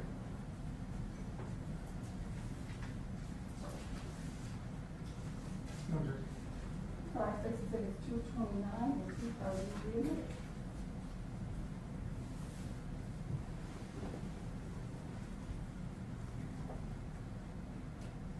You have them, David?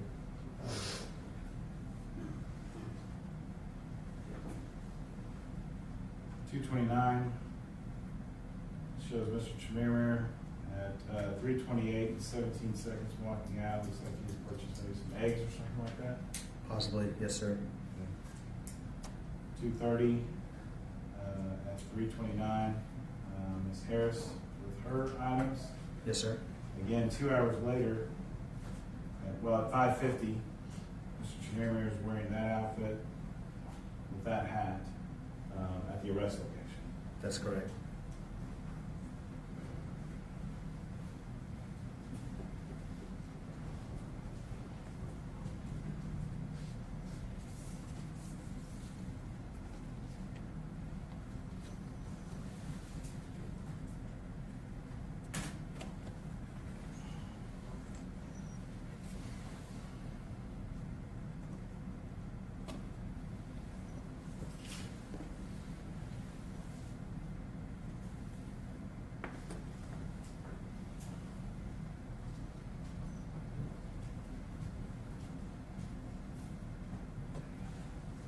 That's what's.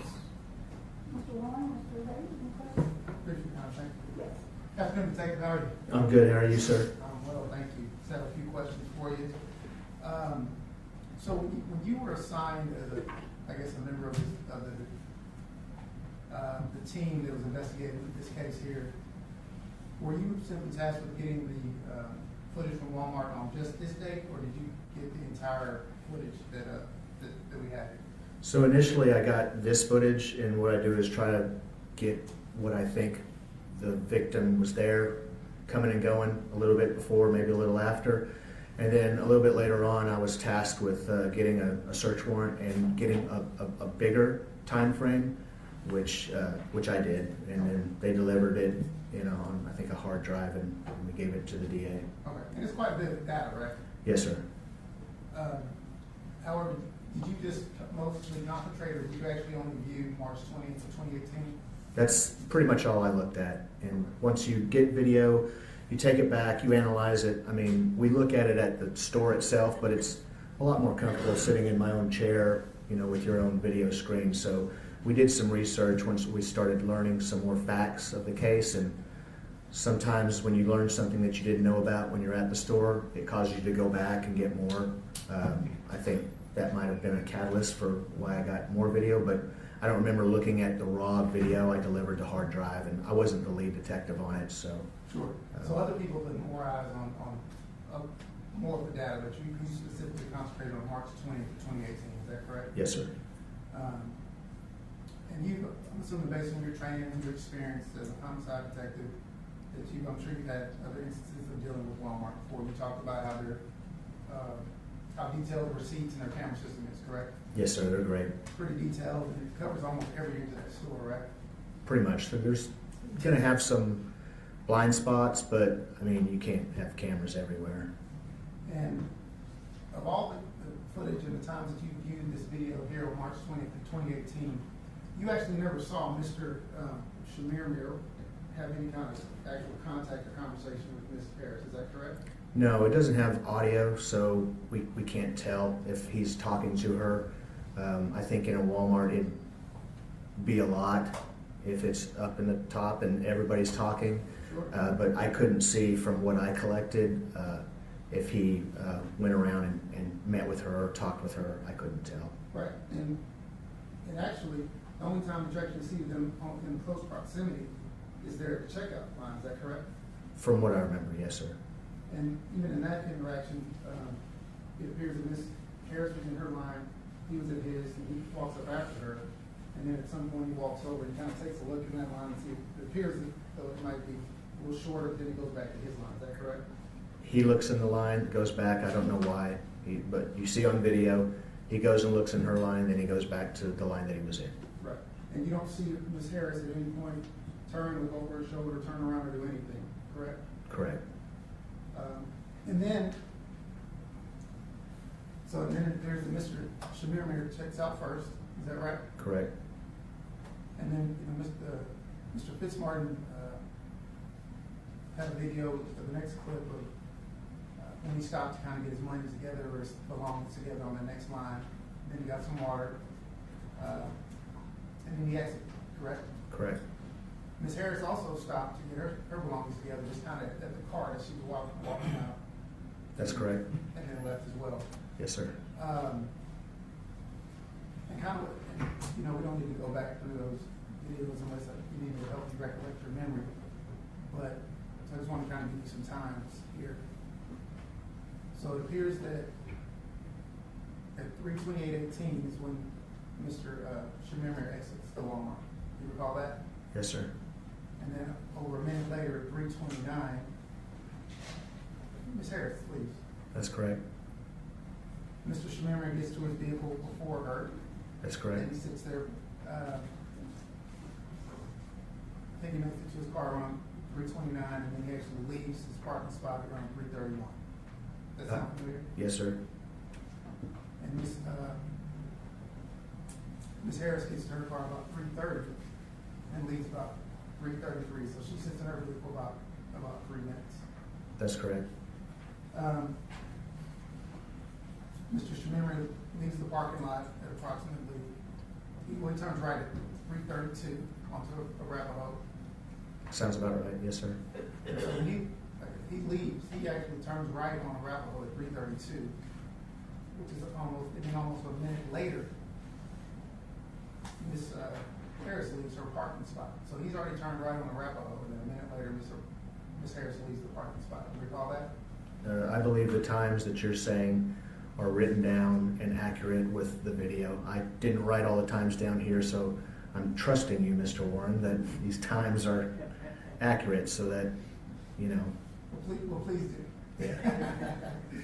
And then at 3:34, which is over almost 3 minutes later, 3:34, actually 45, is when Ms. Harris turns right on Arapahoe. That's correct. And Mr. Fitzmartin said that's in the direction of where Ms. Harris lives. It is. If you turned right, it would be in the direction of where her address would be. And in addition to her address being there are a lot of other things just down right on Arapahoe. Is that correct? Dallas. Yeah. And we have no idea where he was going or where she was going at that point.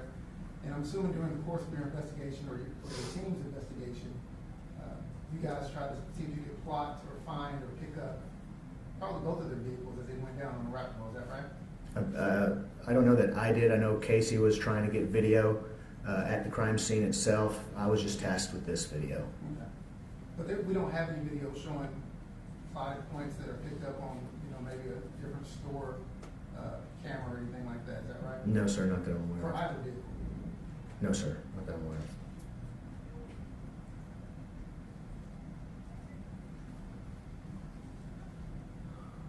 And then, Detective Slayer, so after you had viewed the video and conveyed your information to the rest of the team or to Detective Tabor, was that the conclusion of your portion of the investigation at that point? Yes, sir, I believe so.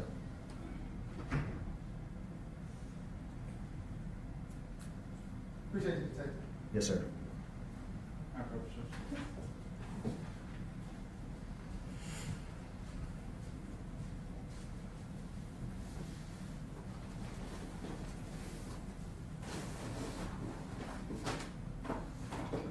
What's already been offered and accepted into evidence is 227. Yes, This is sir. the hard drive of all the Walmart video that they sent back to us after you wrote your search warrant. It is.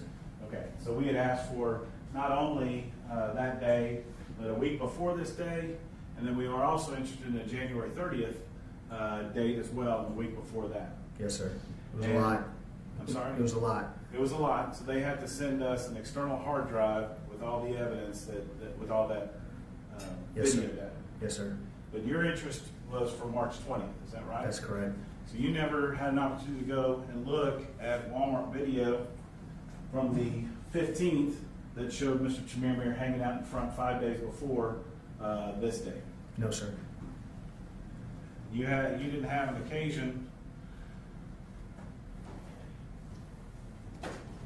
on January 30th to see him at this same Walmart 3 different times that day on January 30th.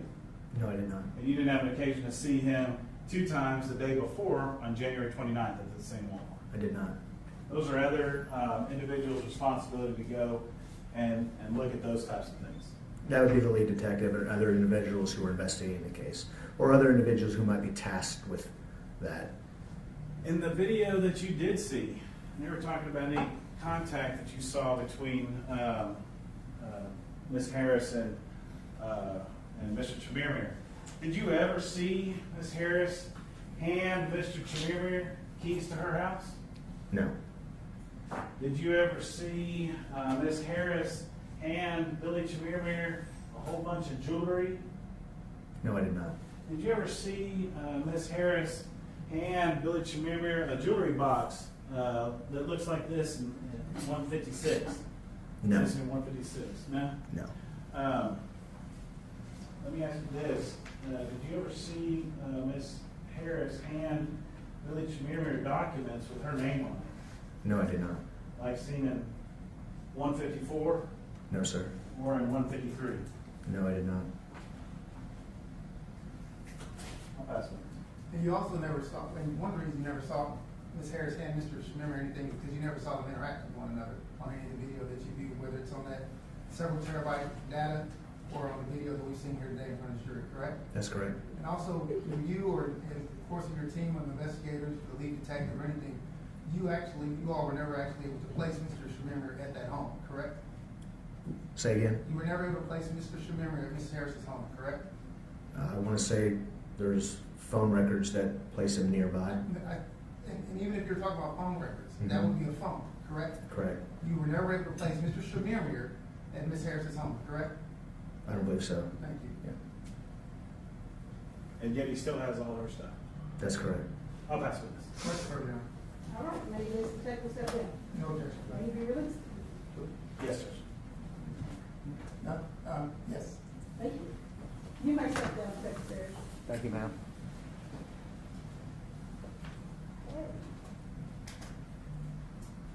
Well, ladies and gentlemen, there's a few things that I need to take care of this afternoon, not involving this case. I have some other cases I have to handle.